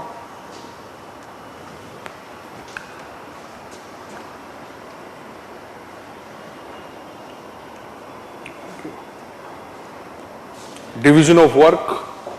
Okay, this is related to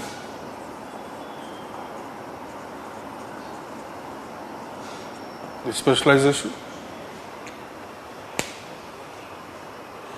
The managerial function of organizing is the division of work. Fourth, unity of direction.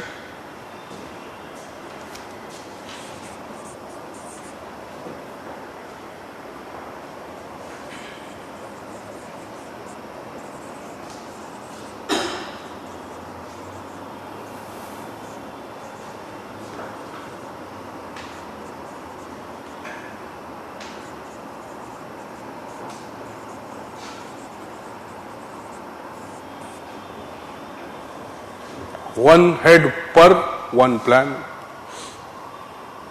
The purpose, okay, should be headed by one person. That means one department is heading towards one particular purpose, and that purpose is led by technically one head within that also. Overall, the entire organization is led by one head, unity of command. That means the authority is coming from one place, direction is coming from one place within the respective departments. Unity of purpose, same thing here, individual departments working towards one common goal. So their sub goals align to the common goal. Okay. Few interesting principles are there. Okay. These are the general ones. Okay, write one more.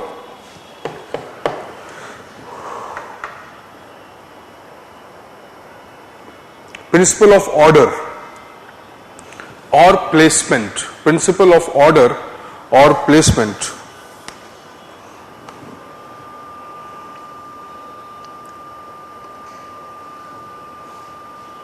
That is, a place for everything,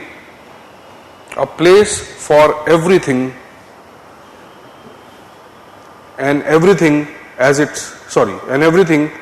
its place.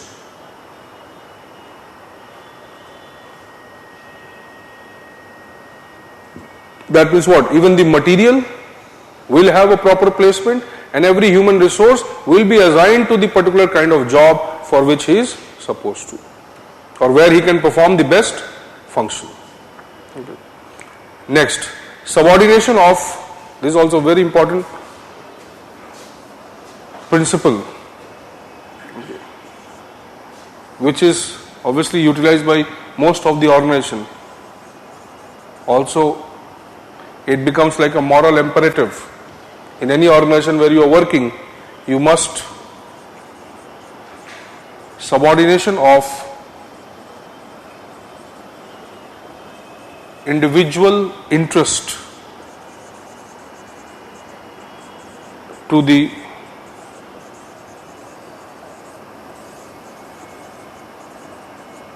general interest. ठीक है.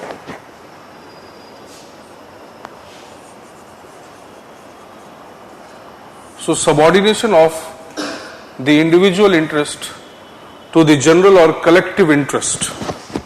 Okay, that is also one important principle of FEOL. Now, this simply means what? That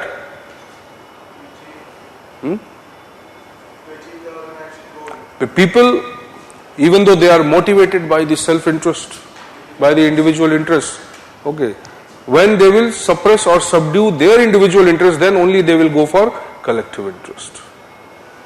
Okay, so it has an ethical and moral tone. Okay, it has a purposive tone. Purposive tone means what? That what is the goal of the organization, that becomes more dominant than your individual goals. Okay, but it is not easy, obviously. Fine. So that is why manager has to be highly skilled manager, who can at least oversee or implement these principles. The management must understand the workers, then only they can implement it. Okay. एक और लिखिए, write one more. Remuneration of personnel. Remuneration of personnel. Okay.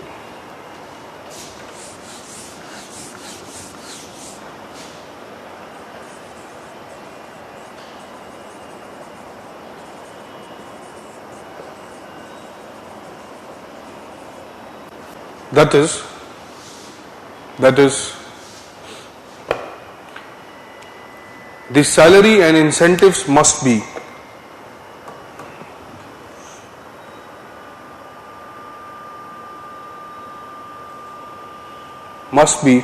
designed in such a manner that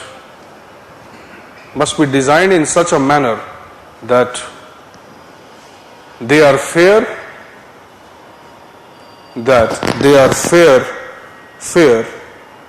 and creates employee satisfaction. They are fair and creates employee satisfaction.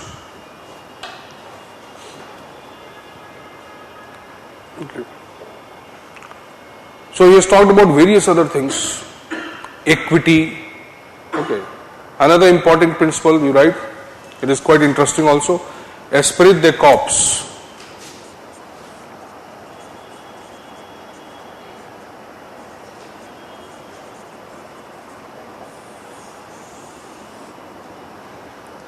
Principle of esprit de corps means common feeling, fraternity,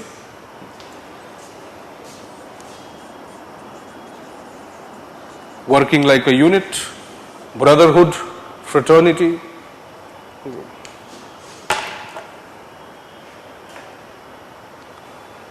Obviously, he could not comprehend the cultural differences which might exist in the organization. Okay, the class differences which might exist in the organization and so many things. But yes, his principle is good, it is ethical. Any organization would require this esprit or the spirit of brotherhood, without which it cannot function. Okay. Societies, political organizations, government, okay, they require the spirit of brotherhood. Okay. But enforcing that is equally difficult. So he is talking about, now see, so he is talking about more or less most of the requirements that a particular organization may have. Principles would mean that, okay, yes, the very nature of the organization, the context of the organization does not matter, and these principles can be used anywhere.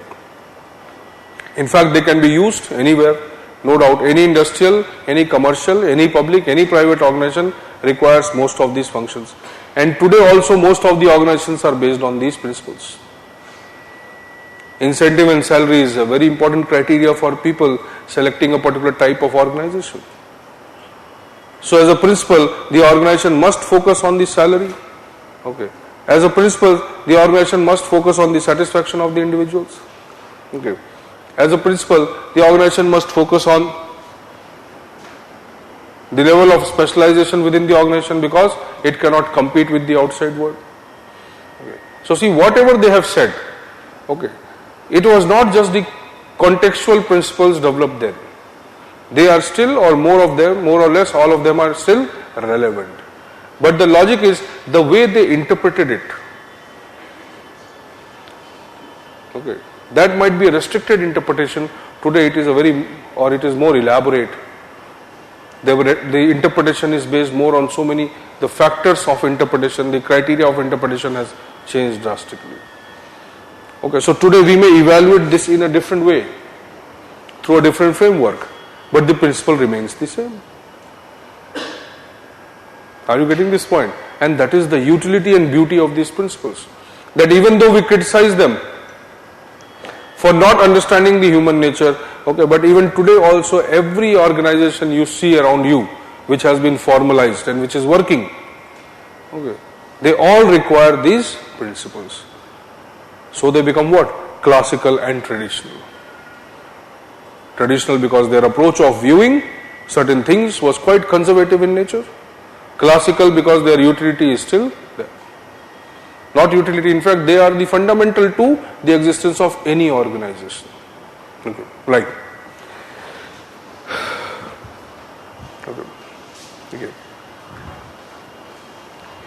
Okay. Fayol perceives these principles to be, Fayol perceives these principles to be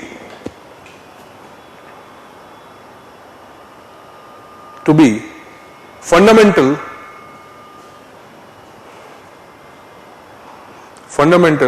in managing any form of organization,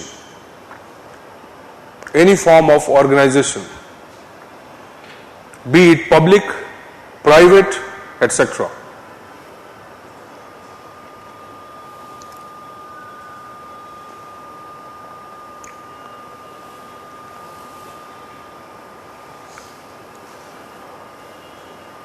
These principles more or less cater to the diverse needs of any organizational complex. We are deliberately using this term, organizational complex, which includes the material and humans. Okay, it is an aggregate of not just a structure, but structure and humans. So any organizational complex which may consist of variety of human beings or different types of human resources or different nature of organization, they all require these principles to manage themselves. Okay. Okay. Fayol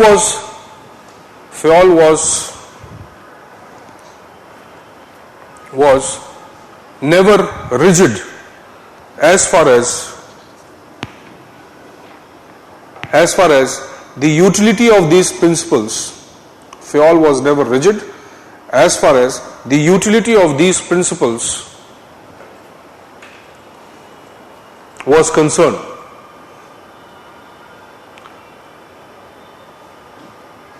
Though these principles were universal,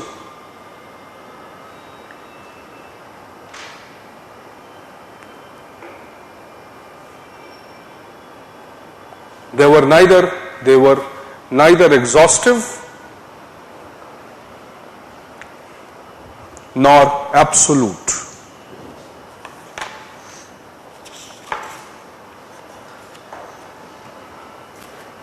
Okay, as Fayol says, okay.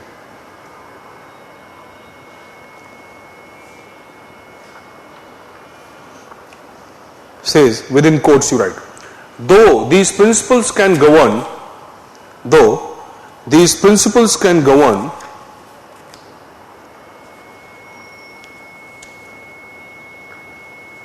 the human association of any kind,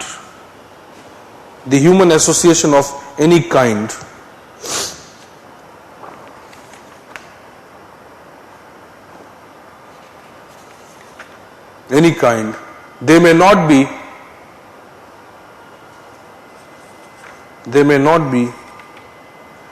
the final expression, you underline this, they may not be the final expression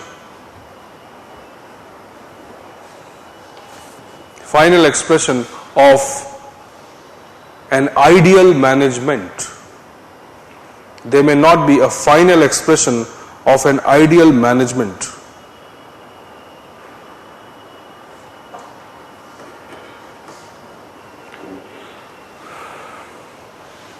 Okay. For example, for him, unity of command was an essential principle. For example, unity of command, for him, unity of command was an essential principle.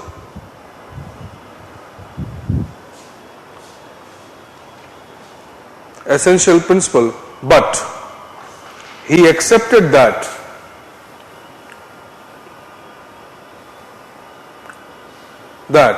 if the principle becomes a limitation,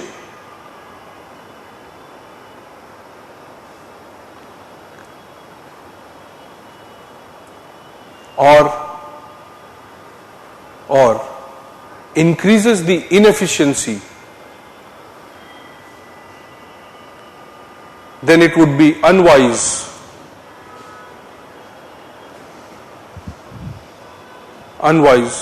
to use it. So he says there is a greater danger in using a principle than in not using it, if the principle is increasing the inefficiency or decreasing the efficiency. Okay. Like Gulick and Ervik have also later accepted, okay, because they were all the bigger supporters of principles. So they are saying like drain is important part of the house. Drain is essential for obviously variety of activities which takes place within the household. So they are saying that, okay, no doubt the drain is a very important part or very important function of the house, but we may not sit on the drain all the time, even if it is important. So they are saying principles are like what? They are like drains. They are necessary, they are important, but not necessarily every time we may stick or we may need the principles. So at times we may bypass the principles, and there is nothing wrong in bypassing them. Okay. So even though they might be rigid, okay, but they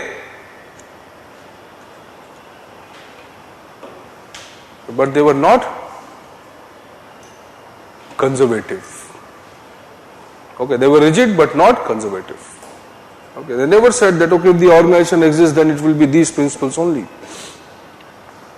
They are saying, no doubt, we have found the principles, so principles can act as a guide, as an understanding of the initial or initiative to understand the organization. It not be the final expression of the ultimate reality of organization. The ultimate reality of the organization may be something else. Maybe 40, 50 years from now on, like Gulick and Ervik, they are saying that, okay, maybe 50 years from now on, these principles might outlive their utility. Who may need them? Nobody. Okay. But you cannot simply discard them today, because they may not be useful after 50 years. Okay. So they are saying there is a wisdom, there is need to use the wisdom and experience in the application of principles. Right.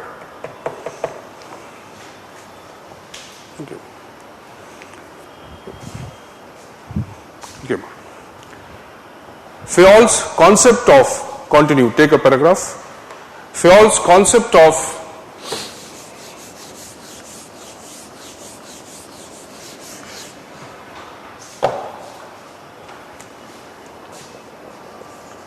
Gangplank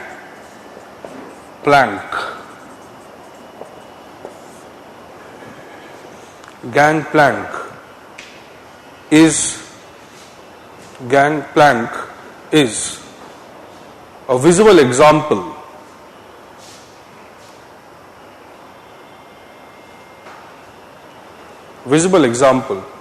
where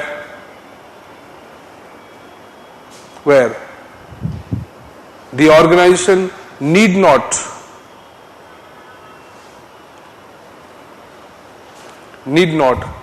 stick to the principles always. Need not stick to the principles always. Now, gangplank is a concept of communication and the authority both.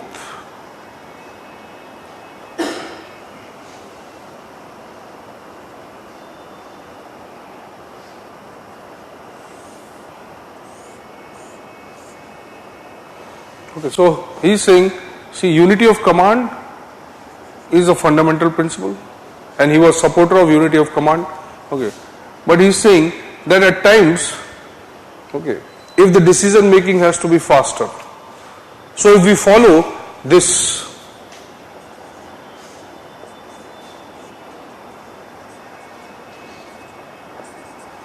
the chain of command or unity of command, what will happen? Then we'll go this way, this way, this way, this way. Okay, something has to be conveyed, then again it will go this way, this way, this way. Let's say this is one department and this is another department. Okay, so if something has to be conveyed by him to him, or something has to be conveyed by him to him, okay, then what will happen? It will go here, then here, then here, then through him it will go here. Okay, so it will take a lot of time.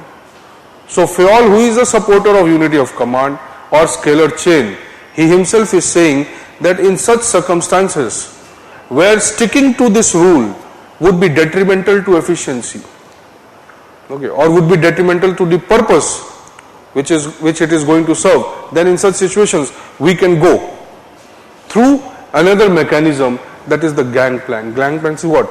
Directly, let's say he interacts with him. Directly this level interacts with this without going through this procedure. So this might become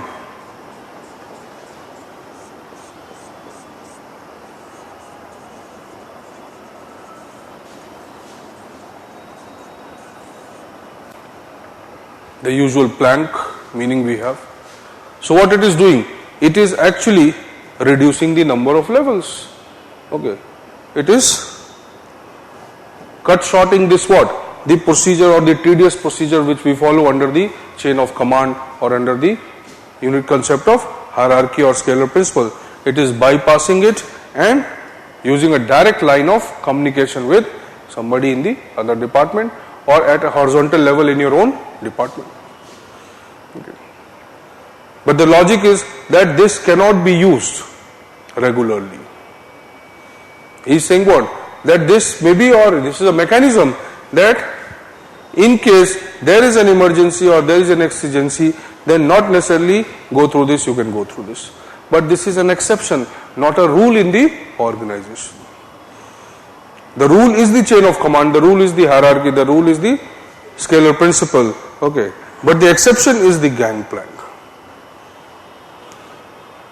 But you can understand that accepting that, okay, there is something like a gangplank which can be used now, okay, is itself or was itself a very progressive idea by Fayol,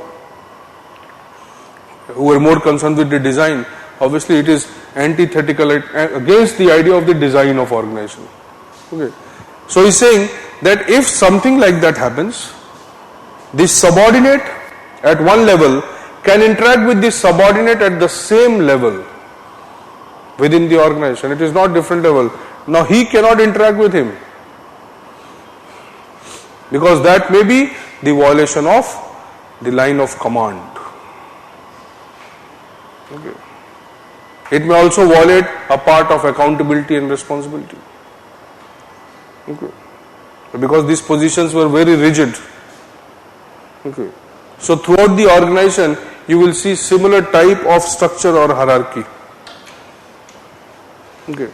So this might create conflict. Okay.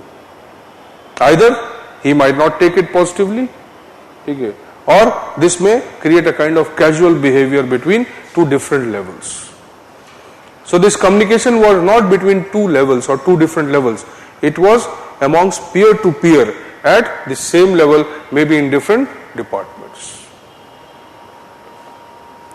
Are you getting? So that rigidity is still there. So he is saying you can use the gangplank with the permission of your immediate superior, okay, who will obviously keep, or the final approval would be pending with the head of the department or would be communicated to the head of the department. So you are not bypassing the formal approval, but you are only what doing? You are reducing or you are shortening the time period of decision making. Finally the approval has to be there. Okay, but it will be what? Approval after the communication has been done. So the system of prior approval, okay, prior regulation, or for that matter procedure is violated under the gangplank. So along with the principle, he is also accepting the violation of his own principle. For a better purpose, for a greater cause, you can go for this way. What is the benefit of this kind of communication? It is a horizontal communication. Okay. But only it is used in exceptional cases. It is not a regular feature of the organization. Okay. But this idea has created, or it created the logic for the next level of communication theories or next level of organizational communication. Okay. This concept of gangplank itself. Okay. Today you may see, okay, various platforms have been created for horizontal communication. Okay, hierarchical communication, hierarchical form of communication has already been eliminated through the use of technologies. Okay, even superior and subordinate, now they seem to be peer to peer.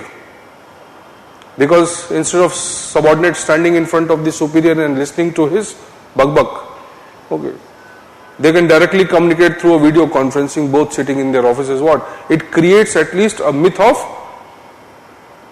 peerage. We have used the term before.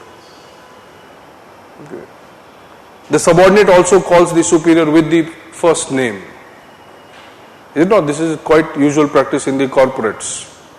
Okay. So they call each other by their name. Okay, don't call me sir. If you address any foreign university professor, okay, or for that matter the boss, he will say, oh, don't call me sir, don't call me sir. Okay.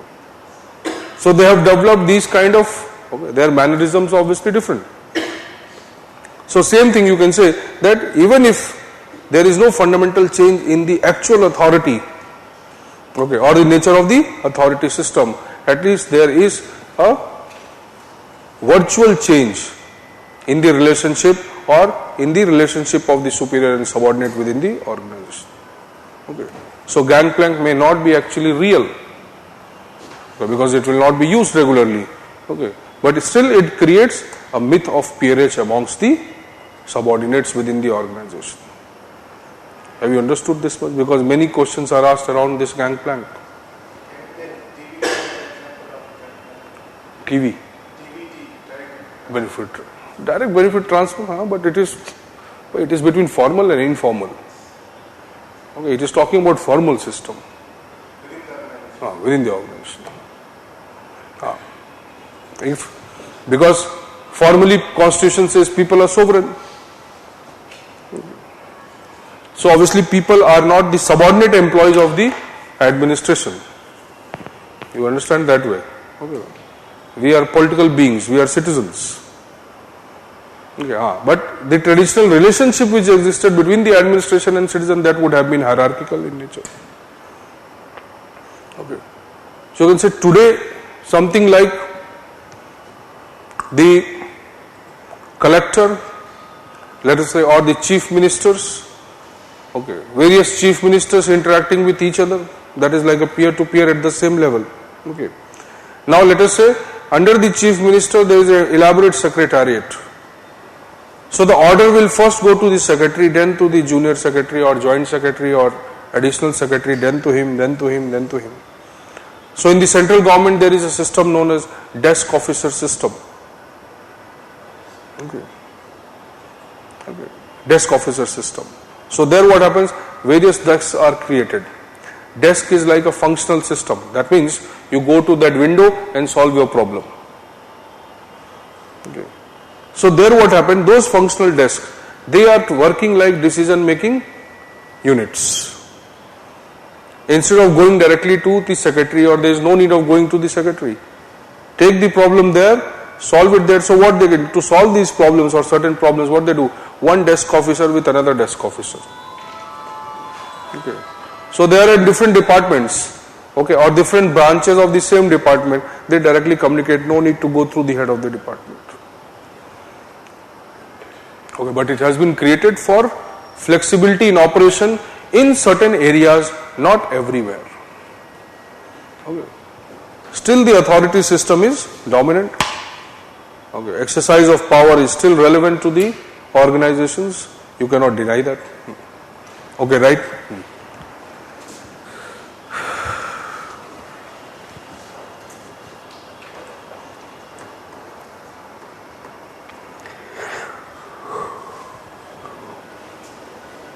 Concept of Gangplank.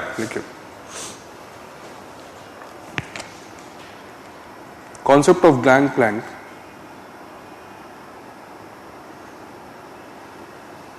is based on the idea of horizontal or lateral communication.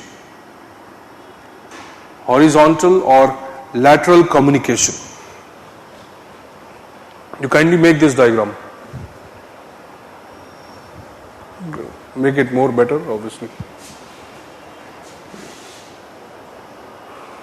Horizontal or lateral or horizontal communication. Okay. In a usual organization, if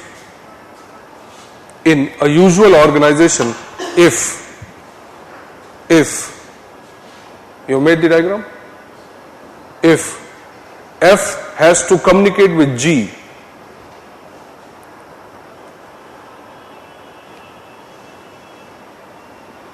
if F has to communicate with G, then the standard procedure would be F, D, you can just write it that way so that you can remember. The usual procedure would be F to D to B to A to C to E to G.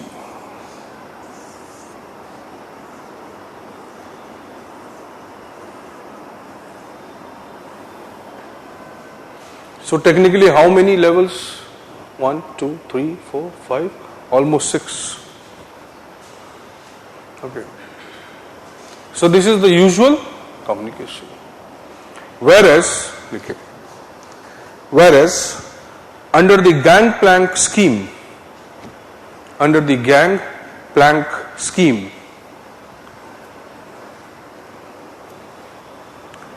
F can directly communicate with D. F can directly communicate with G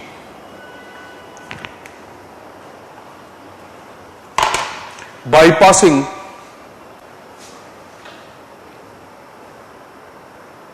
the superfluous levels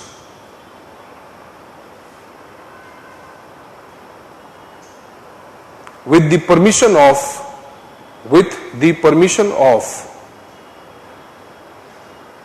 the immediate superior.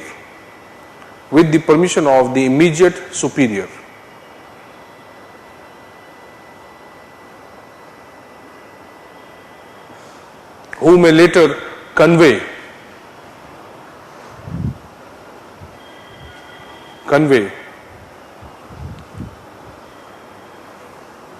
the information to the higher levels.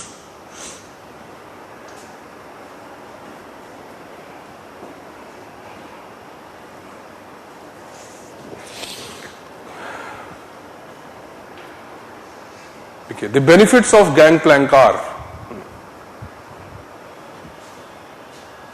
number one,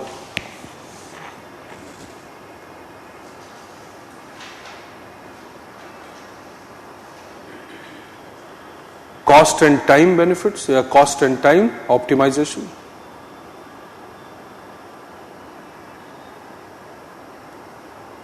Second, strengthening peer-to-peer network. Strengthening peer-to-peer network. Strengthening peer-to-peer network. Third,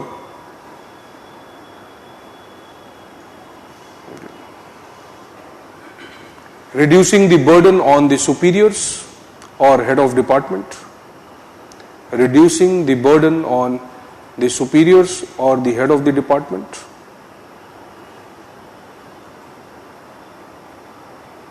Fourth,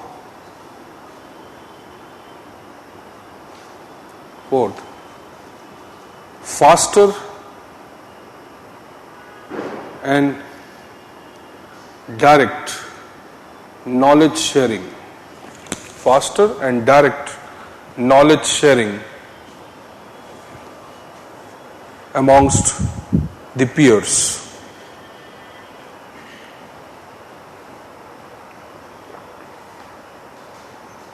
Fifth, next likhiye.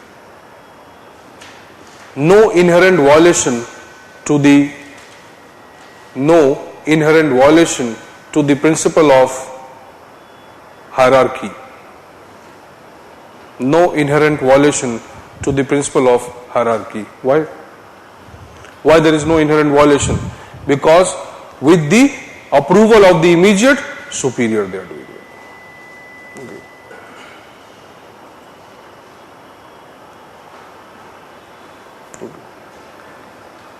What are the limitations? Okay. Limitations of Gangplank.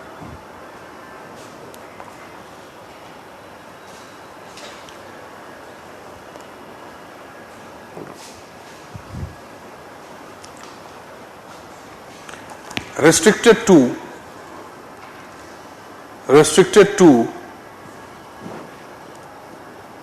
the subordinates at the same level. Restricted to the subordinates at the same level.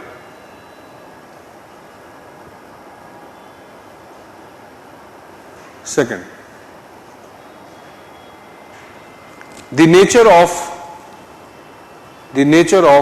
information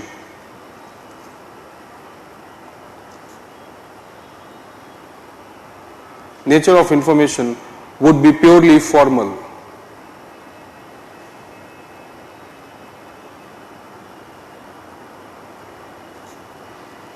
Okay. That means what? That even if they are interacting with the approval of the superior, the nature of the interaction is well defined. Okay, you cannot discuss, you cannot share anything beyond the formal. Okay. So the utility it could have served in the sense of sharing the ideas, the experience, creativity, seeking the benefit of another peer or somebody who has taken already an experience of something that is restricted. Okay. Third,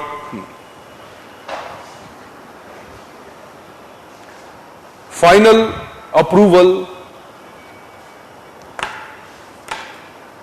necessary. That is, the superior would decide whether the issue is relevant for using the mechanism or not. Is relevant for using the mechanism or not. So here the deciding authority is the superior, not the subordinate, even though the function is being performed by the subordinate. So subordinate should decide that okay, we should go for this, but it is the superior who will decide whether you should go for this or not. Okay. It has limited utility. Why it has limited utility? Because most of the major decisions are taken at the top level, not at the middle level. Middle level or lower or higher middle level, they are generally concerned with the supervisory functions or information dissemination to the higher levels. So they do not have much of participation in the strategic nature of decision making. So the gangplank will not be used beyond the point. Okay. Obviously they can interact, but they cannot interact. They cannot interact. Okay. Or maybe at this level, that much of interaction may not be required. Already there may be a mode of interaction already developed. Not necessary for interaction at this way. Okay. So there are different modes, conferences and so many meetings, so many ways of brainstorming sessions already developed.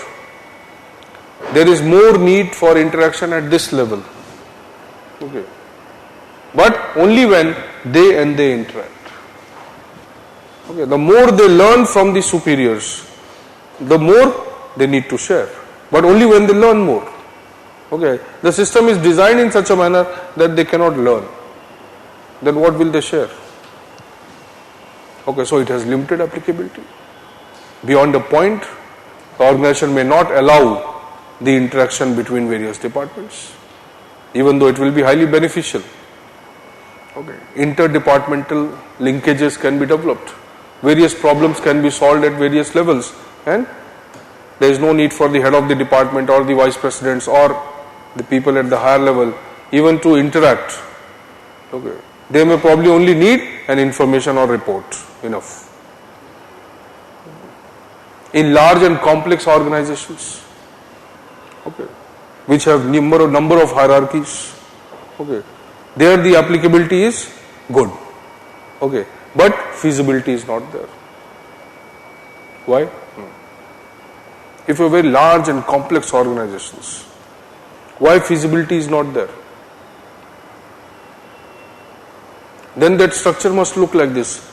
Interaction of him, likewise it should be. Okay, because high level of specialization. Okay. So there must be interaction of numerous subordinates together. It cannot be an interaction between one and one. Though it is a mechanism, it can be engaged this way also. Number of subordinates of various departments interacting together. But then decision making is not possible. Why? Specialization is very high.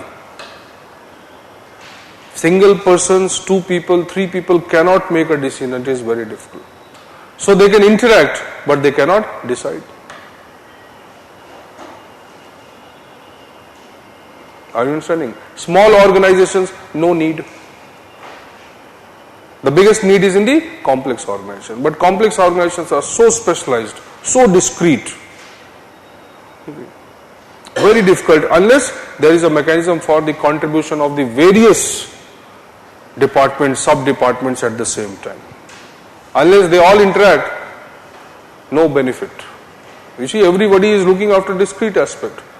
So even if you have to solve a simple problem, at least you require 3-4 people. Or interaction between at least 3, 4, 5 subordinates. Are you getting this point?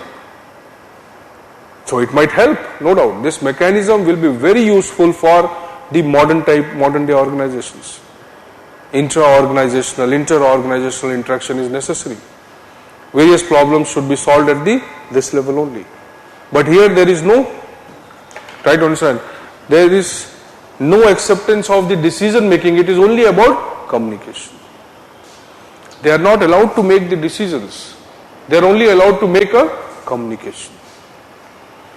So if we add in the gangplank model the authority to make the decisions also at various levels of the organization, and then they can interact, then it is good. Best way to do it. But technology is doing it today, no doubt. Secretaries, various departments interacting directly without going through a ministerial route. Joint secretaries interacting, various platforms are there. Group of secretaries, committee of secretaries are there in the government of India. Okay. So there is a committee of secretaries, there is a group of secretaries. Okay. Then joint secretaries, similar way. Okay. So they are what? This is like a peer-to-peer networking. So committee of secretaries or joint secretaries group. Okay. Not necessarily they will go and ask from the secretary that okay, we are going to do this. Okay. A general agenda would be set. They will go, they can take decisions. Understanding this? Same way the group of ministers was formed. Empowered group of ministers was formed. No doubt minister is a head, but ultimately, okay, the prime minister's approval is necessary. Ultimately the cabinet's approval is necessary. So what the group of ministers did? Group of ministers comprised of certain ministers, generally of the cabinet status, okay, who may be looking after a particular policy. The policy may have a reference or may have an influence on various ministries and departments. So they are all contributing to that policy. So they used to take the decision. Now group of ministers was like a specialized body looking after a particular policies, okay, but they could not make the decision. They used to take a decision and convey this decision to the cabinet. The cabinet used to take the decision. But empowered group of ministers emerged, EGOM. Empowered group of ministers could take the decision. They were free to make any decision. Even they were allowed to bring policy changes. Telecom sector and various areas. We had group of ministers. So they used to take the decision, not necessarily they need to convey it to the cabinet. Once they have taken the decision, it was not reviewed, accepted as enforcing decision. Okay, that is like a horizontal communication amongst them. Okay, if this method is used at the administrative level, various benefits will be there. Infrastructure projects, okay, environmental clearances, so many things are there, okay, which restrict the growth and development of the country. Okay. So rather going through the departmental route, the hierarchical route, approval from the Ministry of Environment and Forest, then it will be conveyed to the sister or the subsidiary organization, then from there it will be conveyed to the other ministry, then it will be conveyed to the secretary, from secretary to the minister. So we have developed various platforms, we have developed various interministerial committees today to solve these problems. That is like a gangplank only. Okay. But there is still a confusion. That is this gangplank applicable within the organization or between the organizations? Okay. But we need not go for that technical understanding. The gangplank idea is basically an idea of horizontal communication within the organization. Okay. But we can extrapolate the idea to link it to the interaction of the organizations or between various types of organizations. Even public-private interaction. Now here the gangplank would not be maybe possible. Okay. Because there are two different types of entities. The private sector has its own policy, government has a different policy. So there they can share the knowledge, share the information, but they may not make the decisions. Within the government, yes, they can make the decisions together. Understanding? So there may be a need for this method or mechanism. Today, it is already, let's say we can say it is already being used. Okay. But when the FAOL perceives it, it is more about bypassing the hierarchy for the greater efficiency of the organization. So according to them, hierarchy is efficient. But if the hierarchy itself is a limitation on efficiency in certain circumstances, then bypass the hierarchy. So what is more important to them? The efficiency. Okay. It is not that they are principle centric, they are efficiency centric. So the principle itself becomes a barrier in the efficiency, then they might change the principle. Okay, right. Why not? There can be. Everything has distortion and misuse. It is quite obvious here. Fine. It might lead to more conflicts within the organization. Okay. Certain organizations like army, paramilitary, okay, they may require this kind of mechanism. But then there the exercise of authority is more important. Stability of the organization and control of the organization is more important. If this would happen, it is going to definitely benefit the intelligence agencies, the local police, the central enforcement agencies and the local police, their interaction. It will improve. There is a news that both the three Army, Navy and Air Force would have one of operational area. No, there is already a joint chief of staff. Okay. So they are talking about operational head. Okay, who would be, because joint chief of staff basically is what? He is not the decision maker on behalf of the general. Okay, so they are talking about that. Yes, that may bring flexibility. That is like this only. Okay. But generally it is not related to the heads of the organizations. Okay. Fowle's logic was basically related to the workers, the middle level or the heads were all powerful, so they can do whatever they want. Okay. But even if we perceive different departments, and different departments have their own heads, even if they want to interact, then they would go through the ultimate head. So it can be used for them. Okay, but not necessarily for the ultimate head. Okay. So you can understand it that way. Anywhere you can use it. It depends. Okay. So there must be some ultimate head above the subordinate. That is the logic. The structure should be hierarchical. So minister interaction, no problem. Allowed. Okay. But if certain things concern with both, then it has to be duly conveyed to the Prime Minister or to the Council of Ministers. So this procedure has to be followed. Okay, they cannot consider a policy, okay, which has implications beyond their ministry, purely by themselves. Are you getting? Even if two ministers sit together, okay, then also they cannot decide the policy, because why? Policy is a collective output. It has to be approved by Council of Ministers. So Council of Ministers becomes like a head here. The ministers become like the subordinates. Okay, they can interact, but they cannot decide. Okay. Secretary and minister will interact hierarchically. Secretary and the secretary of another department cannot interact directly and say, okay, let us change the policy. Impossible. Okay, so are you getting? The utility of the head is not bypassed here. Okay, it is only making the things more convenient, more expedient, and nothing else. Okay, right. It's okay. Okay. Right. The horizontal communication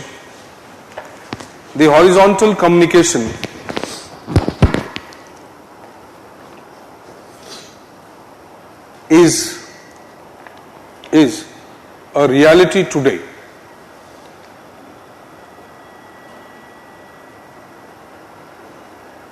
Most organizations have developed peer-to-peer networks,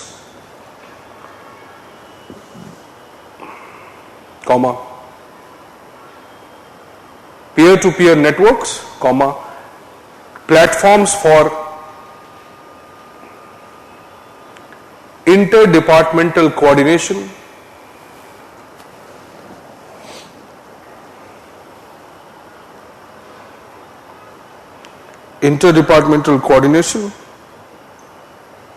and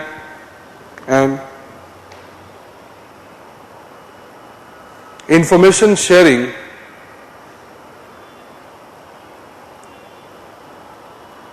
across across various levels,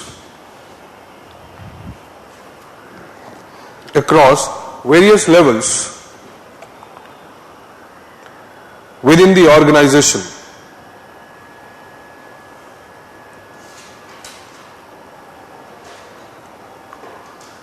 In fact, today, the subordinate of one department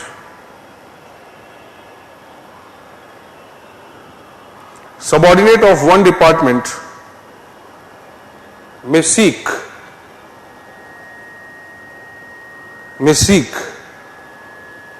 the advice of the superior of another department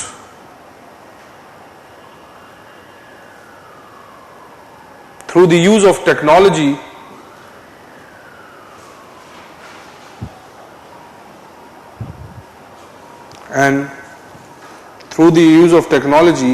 and virtual interfaces.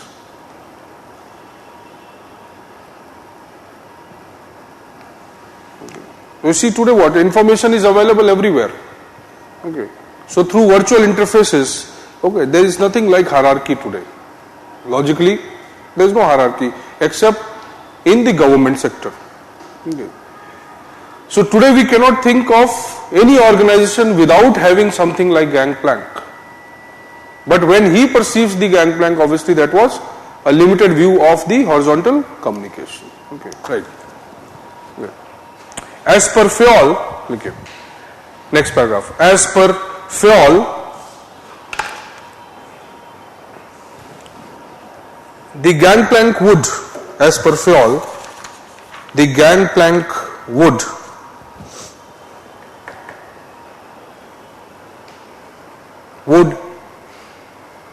increase the efficiency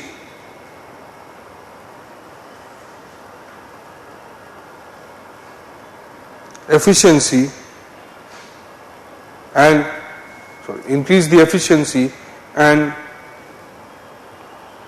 the role of the subordinates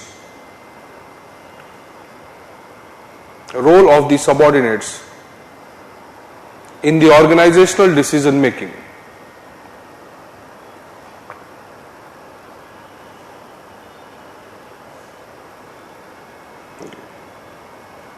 If any disagreement develops,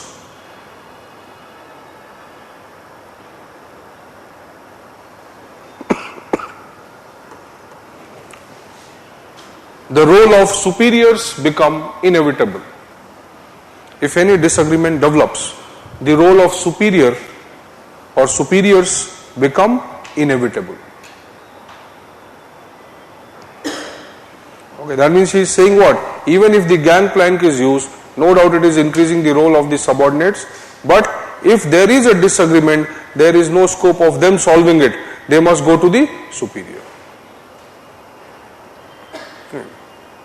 He himself accepted that this may not work in the government, it may be more relevant to the private organizations.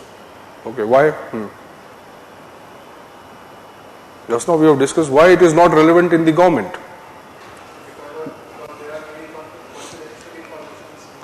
First, the government is not driven by the purpose of profit. Efficiency is not the motive of the government. Okay. Secondly, the government works on the rule of law. Okay. So rule of law is based on the rigid ideological principles. Okay. The creation of departments, the creation of ministries, that is impossible. Okay. The accountability may be bypassed. Who will take the responsibility? There might be a confusion as to the distribution of responsibility and accountability if decision is made at this level. Who will accept the responsibility of those decisions?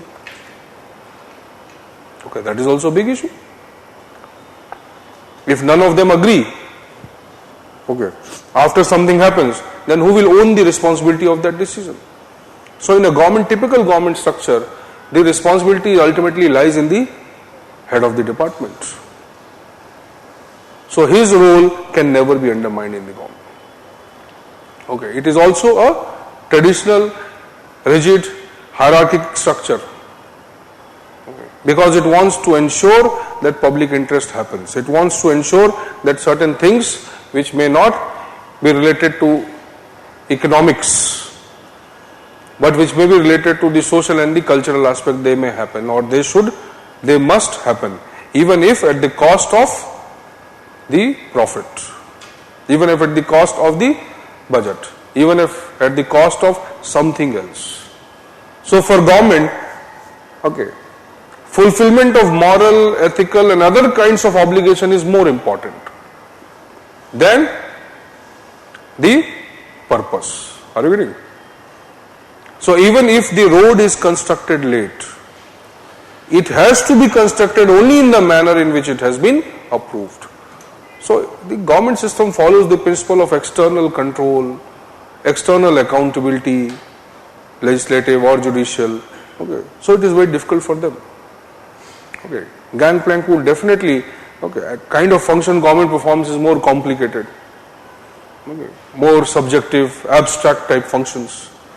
So the utility of such kind of communication, okay, still maybe not relevant in the government. For government, various approvals may be required. Okay. So how far that is effective, okay, within the government, has to be seen. But no doubt, the impact of technology has provided ample scope for these kind of platforms to be developed within the government also. Okay. Today it is being done. Even if it is not peer-to-peer, but something like Pragati is there. Pragati is a platform, okay, where bypassing the chief minister, the prime minister is directly interacting with the state secretaries at the central level and the state secretaries or chief secretaries at the state level. Directly interacting. So it is not a peer-to-peer communication. But you see, the hierarchy has been bypassed. The primary purpose of Gangplank is what? The elimination of the hierarchy. Have you understood this much? You write what? No, communication does not mean just communication.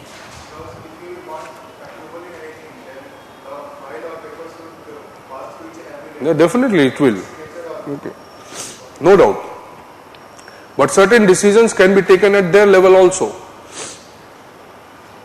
Okay. So where they have the discretion, they can use the Gangplank and take the decision. Okay. But yes, for routine tasks, for routine operations, it can be used. If the functions are out of the context, totally new, totally creative, cannot be used.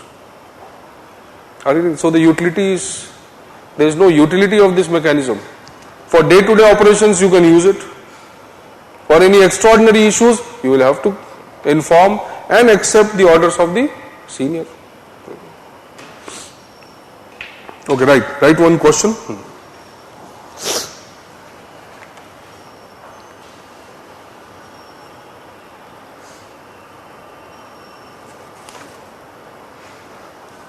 Right. Discuss the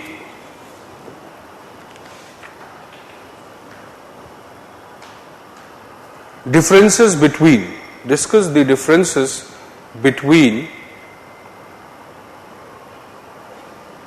the functionalist perspective of Fayol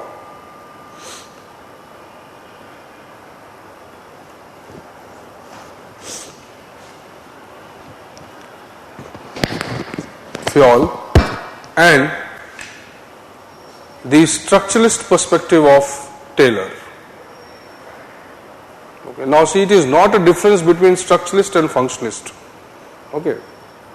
So you have to read the question again to understand. So functionalist perspective of Fayol and structuralist perspective of Taylor. So it would have been a question between difference between structuralist and functionalist if their names were not there. Okay. So inherent in the functionalist perspective of Fayol is also the structure. Okay. Division of work is structure. Hierarchy, structure. Okay. Fine. Second question.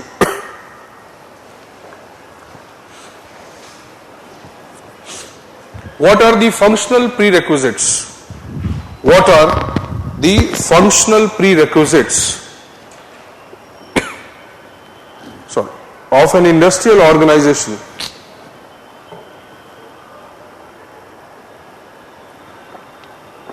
Of an industrial organization.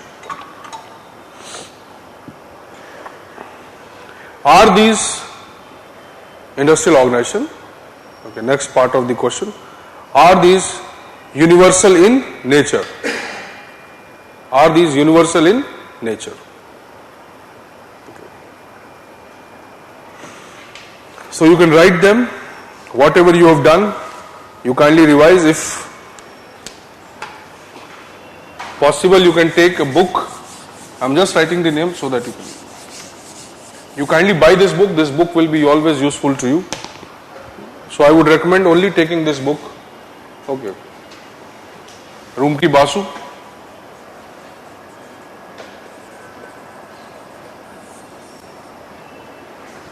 Public Administration. Introduction or Theories of Public Administration by Roomki Basu. Okay. Very lucidly written, elaborate book. It's a good book. For any aspirant or new comer into the field of UPSC preparation with public administration, must read this book. So BA or IGNOU is already, if you are doing it, it's fine. If you want, you can add this. Okay. Anyways, you may not study in the holidays, I know.